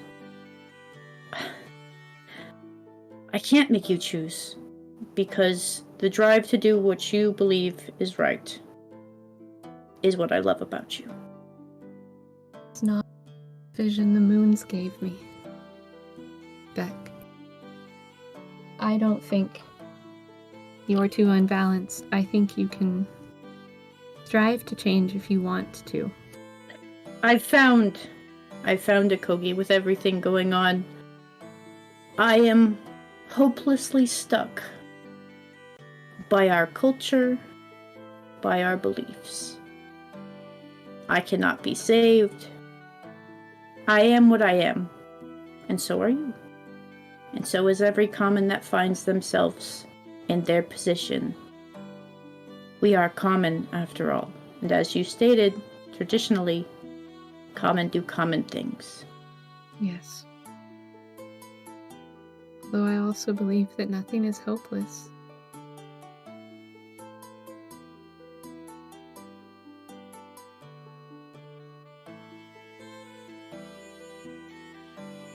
I'd like to believe that. But after everything...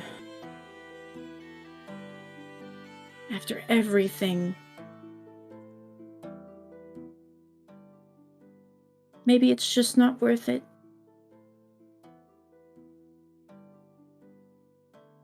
Beck, make me a wisdom check. Ooh!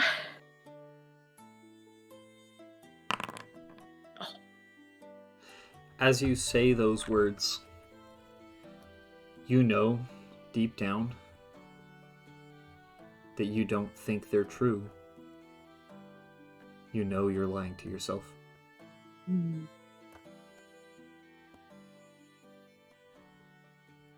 Akogi has told you a number of things. Your grandfather has told you a number of things. And deep down, you know that you are afraid of change. You were raised the way you were by Ha mothers in the nursery, around your Ha friends.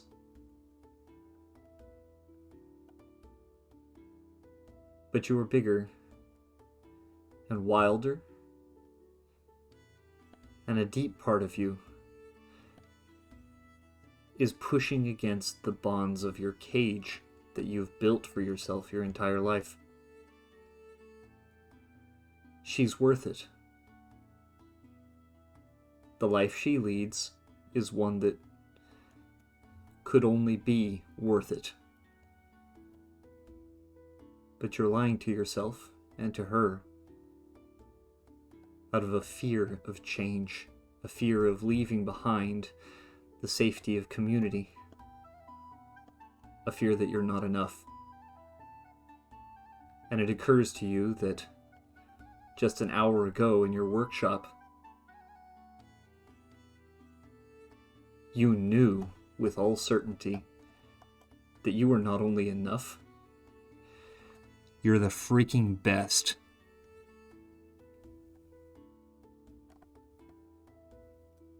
But he's not the best for a Kogi. He's not what she needs. You fight yourself in your mind, telling yourself that. The attitude of a blocker, someone who has a mind-speaking power that is not considered to be one that is looked fondly upon, not one that's useful. It is one that is private, one that secludes itself.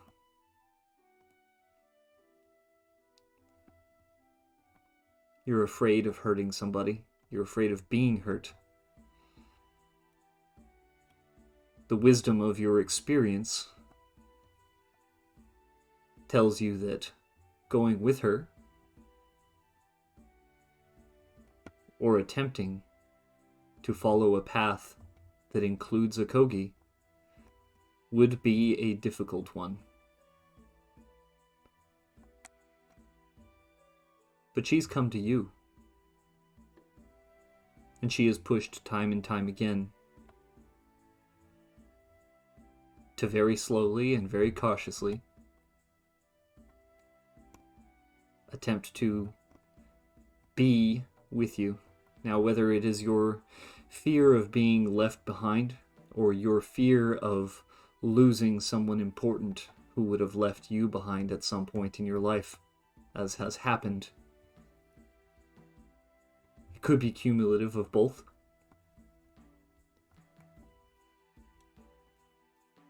But what you know is that every intelligent and wise figure who has ever given you advice would tell you that this is worth it.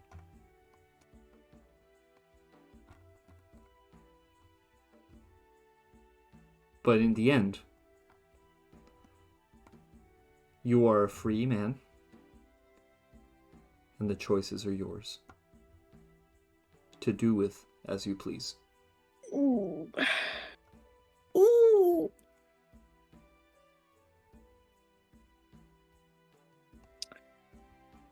I didn't know if Akoki was going to say something after what Beck said. All this goes through your mind in a matter of seconds. Akoki, feel free to add on to this if you'd like. You don't know that this is going through his head, so you can't use any of that, because he is a blocker. I can't remember what I said, though. What was the last thing I said? Beck had made a point that he can't change as tradition dictates, and like you said, it wasn't hopeless, and he said sometimes it's just not worth it. Right.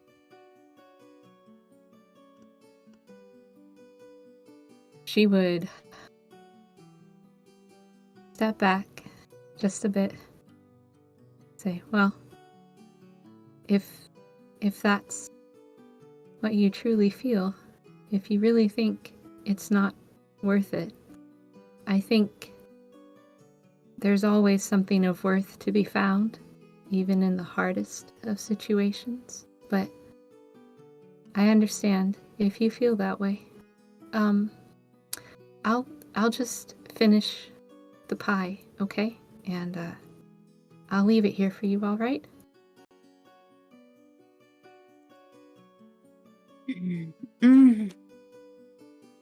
No. No. He's gonna turn to look at you.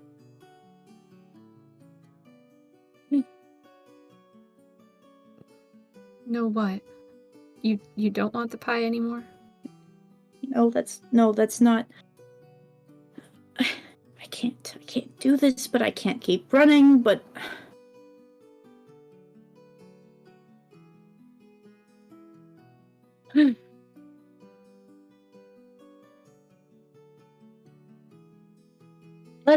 let's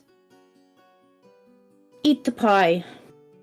You and your family, and we work on it. Okay. Sounds good. You see him, he wants to move, but he's almost afraid that if he moves, it'll be too much. So he's standing still. He's standing rigidly still. As if waiting for you to move first before he follows. Akogi's also just kind of standing still, kind of like twiddling her thumbs, and her tail is kind of wrapped around her foot like it does when she gets sad and anxious. Oh, no, she's tired.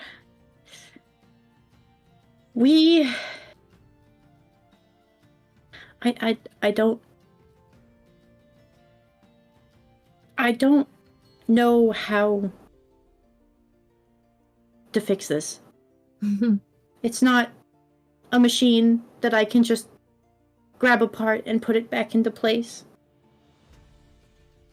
And I feel so angry when people hurt you, Akogi, and I'm worried I'm going to hurt someone or hurt you.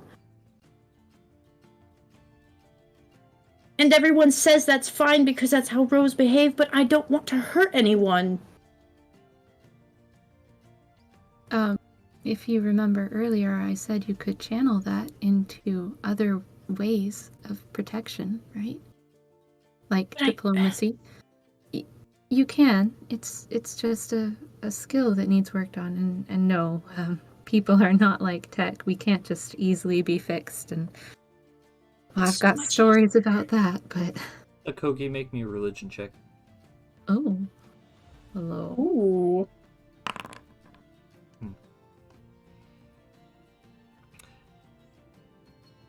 Carry on. Oh no! But for now, how about we just have a seat and eat, and I'll tell you about my family. He would nod, but he would look at the pillow and almost be too afraid to move.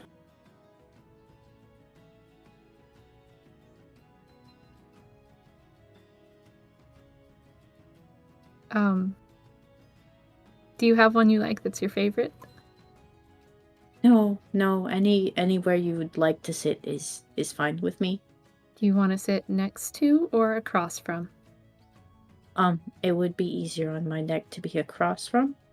Okay. Yep, I'll get you some tea. Pie's almost done anyway. Ding! Your timer goes off. Aha. She fixes the meal and brings it over and serves and then goes to sit. Oh, yes. So, what would you like to know about first?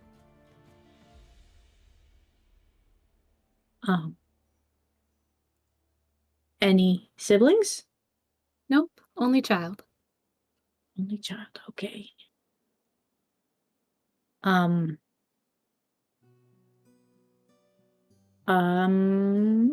Any grandparents? Not that I knew of, no, actually. I think I had some aunts and uncles. But well, my father was a Ha, so any of the relations I knew were his. My mother was a Ro. I didn't really know any of hers. He was a baker, actually. He made pies. This one's my favorite. He taught me how. Fish pie. For the first time since the talk had started, Beck gives a almost soft and sad smile as he takes a bite of the pie. Kogi, make me a performance check, please. Oh no, am I a bad cook? Beck, you've had better. It's not bad. You've definitely had better. He takes his time to make it look like he is enjoying it, that nothing is wrong. Mostly he's the one who raised me because mother was out on walkabouts a lot, being a Ro. He was adamant to make sure that I saw her in a positive light and that if I ever felt called to it, following the Ro half of me was okay. Sometimes I would get sullen and miss her, and father would tell me stories about her adventures. We'd wrap up in warm blankets with hot drinks, and I'd listen to those fantastic tales. We'd talk late into the night about her and her exploits. It would kind of calm me down. Roll me an insight. Ooh. Ooh, where is it? Ooh, keep on, keep going. He apparently is enjoying your pie quite a lot, and the story too. Great. This is good. When I'd calm down, he'd tuck me into bed and say when. He never said if. He always said when, which is probably where I get it from. But when your mother gets home, we'll show her all the things we've learned and how we've grown while she's been gone, and we'll listen to her stories. And we'll make sure she knows she is loved because she loves us and misses us while she's away. And I always knew it was true. Every time she would come home, it didn't matter if it was the middle of the night or any time else. He would stop what he was doing and start making her favorite meal and say, he'd tease her, "You must be awfully tired. Why don't you come in and stay a while to rest?" And I remember my mother's laugh would shake the walls, and she'd sit down in the kitchen and talk about her adventures. And if I was awake, she'd hug me on her lap and tell me what she did. And she always brought us presents from her travels, little trinkets that she found as she explored, or something that she got after winning a battle, right? My dad, he taught me how to care for others, and she taught me to stand up for what I believe in. And when we were all together, we were a family. So that's how I was raised. Beck, do you or Cookie, do you stop to look at Beck? She's kind of just eating and talking, and then after she finishes that chunk of story, she looks up to see how you're doing. Beck, as he is chewing this pie, just trying to eat it, his hands are shaking and he is crying silent tears as you regale him with your a tale about your parents returning home. Oh, I'm sorry. This I man's made you cry weeping. again. This man's He's weeping tr- into his pie. He really is, and he's trying to hold it together. But not doing very good at all. No, it is very bad.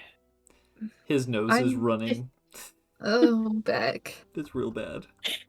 Here, and she'll pull out a little cloth from her pack and she'll hand it to you as a handkerchief. He'll take it and try to be nonchalant about it. You know, trying to clean up how badly it looks before trying to compose himself again. I'm sorry. It's fine. It's just it made me who I am, and your family made you who you are. Mm-hmm. Mm-hmm. They certainly did. Mm-hmm. Do you want me to tell you another story, or have you heard enough? Do you want to tell me a story? No, I don't. I don't have I don't know how many of hours of sleep I'm running on a Kogi, but I I certainly don't have any enthralling tales of my depressive, non-parent filled childhood. And he takes another bite of pie. Oh goodness, a boring tale of your childhood would be fine too. Anything you did special with your father, or your favorite thing to do with Bajeo, maybe? Your favorite childhood memory?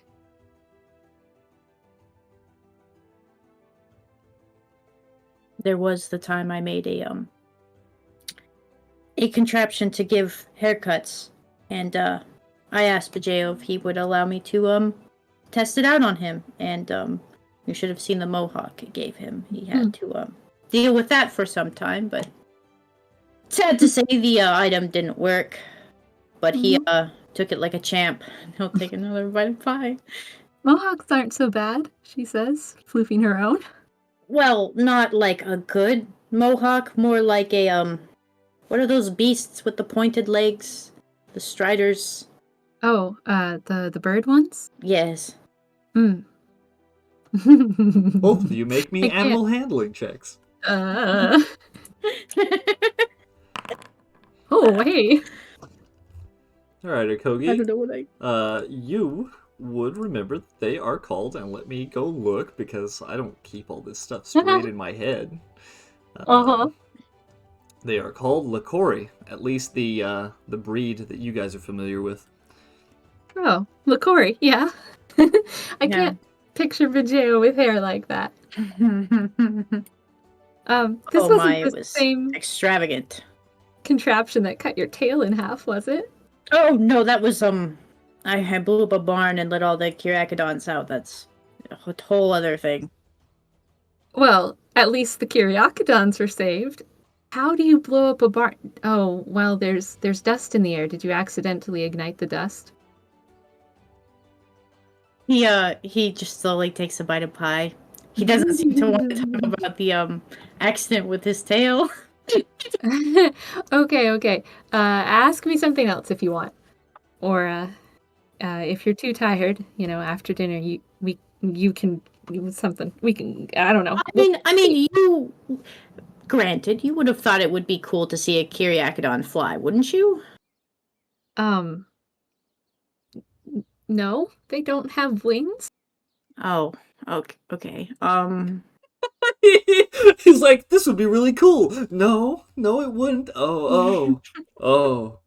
Now, maybe if oh gosh, I don't even remember what you just told me. Low something? Whatever they are. Lakori. Corey. If Lakori had wings, that would be cool. But they're already kind of feathered. Okay. Gyriopodon is Mm-hmm. Mm-hmm. mm-hmm. Imagine a flying bug. What a novel idea. Weird idea. So how about your other family? Oh. Well, that was one of my pilgrimages, actually. I managed to make it to Demora, and I settled in, didn't have a clinic, was just helping out where needed. And I was getting unsolicited attention from several males when this tiny Haw just stepped in and he linked arms with me and he asked those men face to face, why were you bothering his woman? And he specified his woman, which was an absolute lie. I'd never met him before, but I was kind of stunned silent, right? And he gave them all that look. You know, I've tried to emulate that look sometimes, right? Maybe you've seen it. Yeah. The And lioness look. right. And it was the funniest thing. A tiny Haw facing down a pack of half-breeds in row with that look on his face. But somehow they all backed off. I cracked up laughing and thanked him for his bravery, and he introduced himself as Raj, and we went our separate ways. But every day after that, he kept coming by and doing tiny things like buying me a meal or, you know, asking about my job or anything he could. Always an excuse to come by every day. And eventually, one day, he asked, so how much longer do I have to court you before you realize I like you and want to be more than friends? Which stunned me again because I hadn't even realized he was courting me. And he gave me some jewelry, matching pair of earrings and a tail charm that matched his own. And, well, I accepted because, you know, the days he had been by were nice. Well, we had a good marriage for a couple years. We had our first litter of cubs. Raising them took up a lot of time, but we were still kind of in, you know, that honey glow stage of parenthood, right? While he worked, I watched the cubs, and then when he went out to help others, you know, when I went out, that is, he watched them. But when we were both busy, of course, the nursery in the tree took care of them. But eventually I realized we had started to grow apart. We didn't really seem to have the same time we had for each other at the beginning, and we had never been into giving gifts, but we also never really seemed to do anything for each other. And so, not even as a family, I started to feel the urge to wander. Maybe, you know, life there was already balanced, even without me, and I was called elsewhere to help. My duties started to call me further and further away from Domara, and I'd make longer and longer trips away, and, well, Raj noticed. We talked it out. We answered lots of questions, you know. How did we still feel about each other? Was there a way to fix it? Would he want to come with me? Could I find it in me to stay? Who would take the kits? Would they come with me on pilgrimages? Would we move the whole family? It was tough, but good to discuss it in the open. We divorced, not out of sadness or anger, more like necessity. He's a really good guy, and of course I still love my kits, and so I do send them messages regularly whenever I have the opportunity and I'm not, you know, out traveling away from service. You know, I'm grateful for that ability. I can still participate in raising them, and they can learn about their own Row heritage through my travels, and, well, our lives moved on. Do you wanna see a picture? I would like that. Okay. So she pulls out her pack and brings up a little picture, and it's one where she's not in it. It's just Raj and the 3 kits. and she points them out. Here he is. This one's Raj, right? He's techie. Not as good as you, but it's something he does more as a hobby. This one, and she points to the smallest of the pack. His name is Laraj. He's actually firstborn, even though he's the runt of the litter. Named him for his father, but he gets teased because his name sounds like a Terran word for big, and he's not. But I mean, I've told him about my own name and how that's okay to accept what your name is and not be ashamed of it. Mm-hmm. The second one, this one is Paava. She had the longest legs and will probably take more after the row side than her siblings. She's headstrong, but really sweet when you get down to it. And this one, third kit, is Gureen. She is the quietest cub I have ever seen. Would rather spend her time at home reading a book or, quietly crafting something. Yep, those are my kits. He has a soft smile as you go through the list of your family and mention that you take time to contact them. A lovely family. Thank you.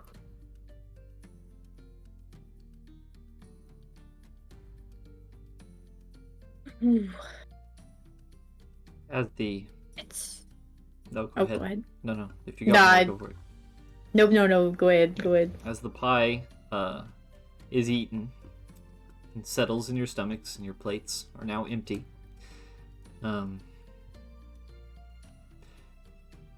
the streets outside begin to quiet as people are starting to settle in. You start to realize that it is in fact night by now, as people are starting to go around dousing firestone lanterns. You will notice that the street lamps just outside your window are winked out as well. Akogi will pass him a little bowl of frozen dessert. It kind of looks like a frozen custard with some sort of sweet sauce on top. Oh.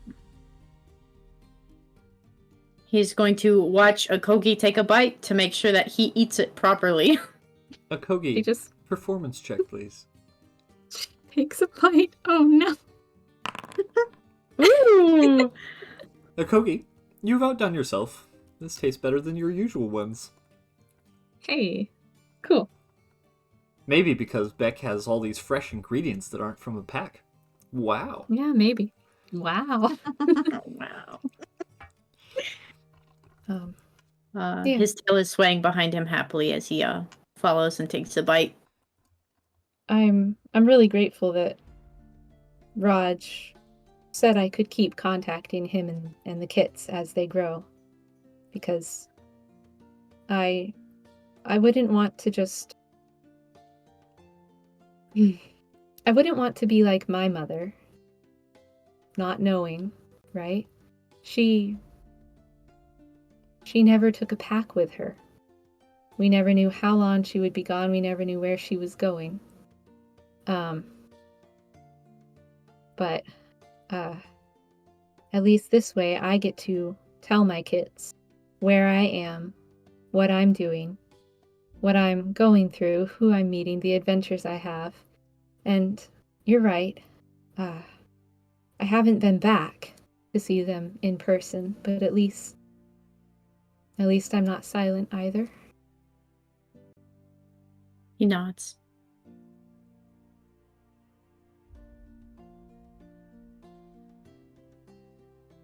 I would be open to telling you where I plan on going if you promise not to tell anyone else. Because I do need to be alone. But I would let you know if it would help you not worry as much. If you do tell him, if you do wind up telling him, Don't say Mm. it. Mm. Type it to me. Mm-hmm. Okay, go ahead. He would nod and say, "Tell me when you get there. That's all I ask." I might not be able to do that if I'm out of the range of the signal, Beck. I'd have to You're tell not- you before I leave. You're not going that far, are you? Mm, Really? I'm going far enough. I need to make it somewhere safe so that I'm not out in the darkness, Beck. Okay, well, as soon as you step out of the doors of Rubronda, you send me a message, alright? Yes. Good. Did you like the meal?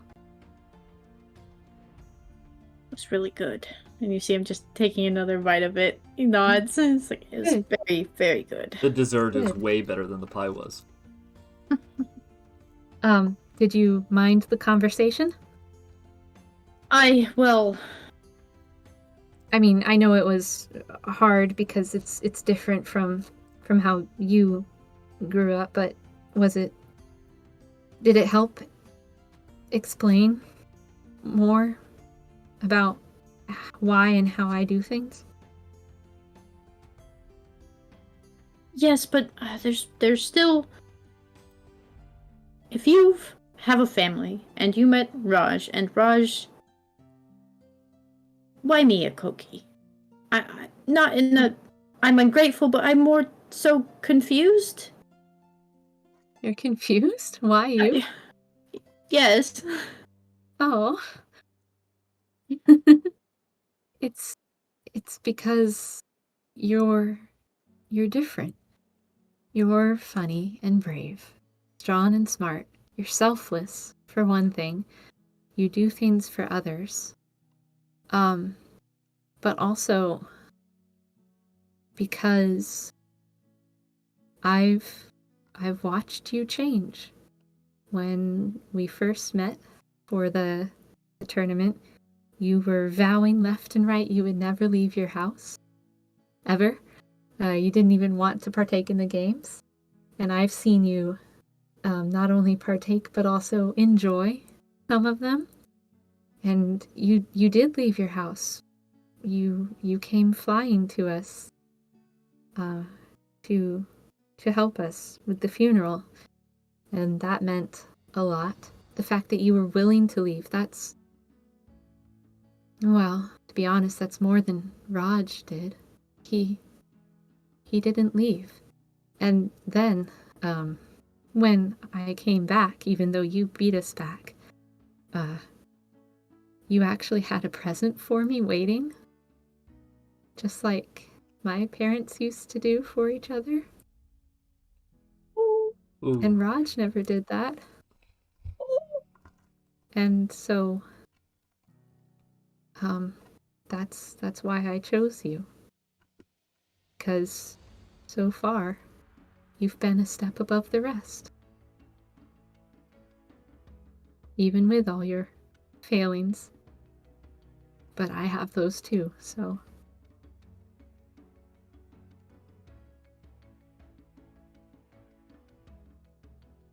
And she drinks her tea. Oh, how do I even respond to it? You can... Kogi has been around Beck enough to know the when he gets small mental dilemmas, but it's more so she can see his tail flicking in, like, not the agitated way, but in the way of, like, what do I even say to that? What do I even do?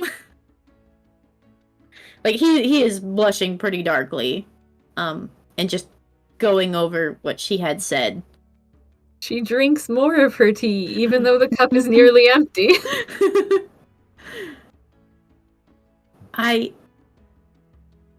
Thank you, Akoki. Mm-hmm. You're welcome. As that thought lingers in the air, the night begins to grow late. And if Akogi is to leave, she will have to probably do it early in the morning. Or tonight. Will she stay the night? Will she go to the refugee camp? Or will she leave immediately?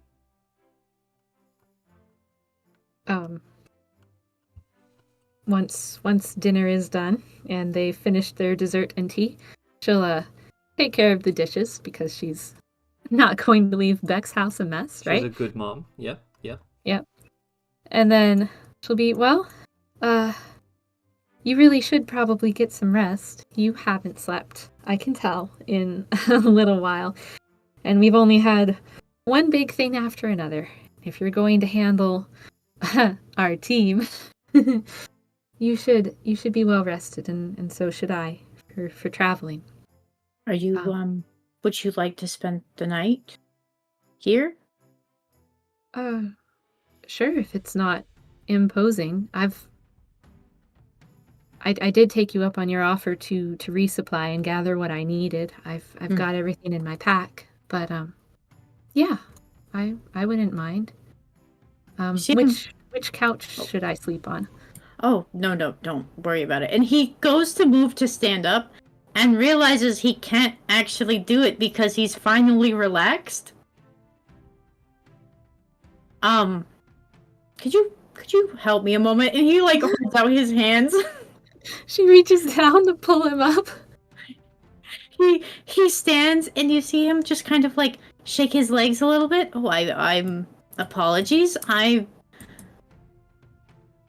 It's weird, this feeling. Like relaxed. And he seems uncomfortable by it as he'll walk this way and like wave her to follow. Surely it's not your first time being relaxed. You were relaxed at the onsen. Oops, not onsen. At the hot springs, right? Well, yes, but it's more so I haven't stopped. And once I do stop, it's a problem. Ooh. So, relaxing is something I tend to do only after everything is done. Mm-hmm.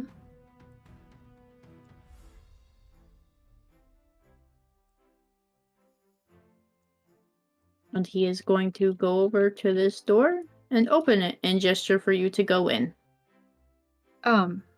Isn't that your bed, though? Oh, yes. I mean, you can stay here tonight. I'll sleep downstairs. Thank you. Are you going to be comfortable enough, restful enough? Yes, I've fallen asleep at my desk before. I'll be fine. Okay. Well, thank you. I appreciate it. And, I'll wake you up in the morning and tell you where I'm going, okay? All right. All right. Let me know if you just message me if you need anything, and I'll grab it from the kitchen or the bathroom or whatever you need. Sure. Thank you.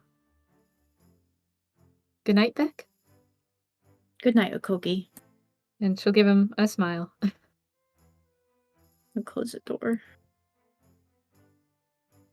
All right, Okogi. before heading back down. You hop into this big, full-grown row bed pile of pillows and blankets and furs. It is very comfy, but you don't get the impression that Beck actually sleeps in it very often. Oh, goodness. As you drift off to sleep. That row.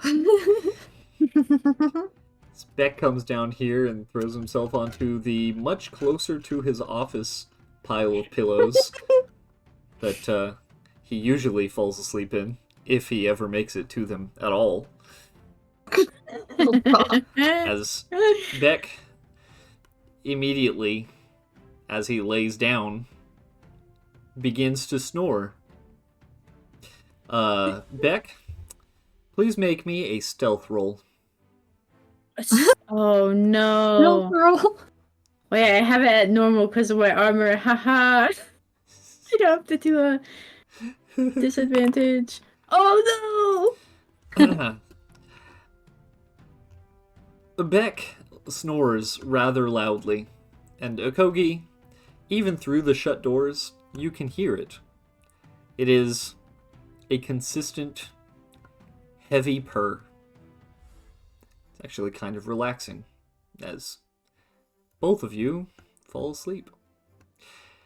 And we will continue this story next time. as Yay! we join up with the rest of the group probably for the next bit. Anyway, good session, everyone. That was a little bit longer, but there was a lot of stuff Sorry. that needed to be said, so that was So important. much. Very good. Thank you, too. That was very emotional, and I apologize only slightly for the emotional triggering, because that's a thing that you shouldn't have control over. So I did. That's good. Perfect. It's perfect. Anyway, That was so good. I will end the recording. Thank you, everybody. Woohoo. Bye.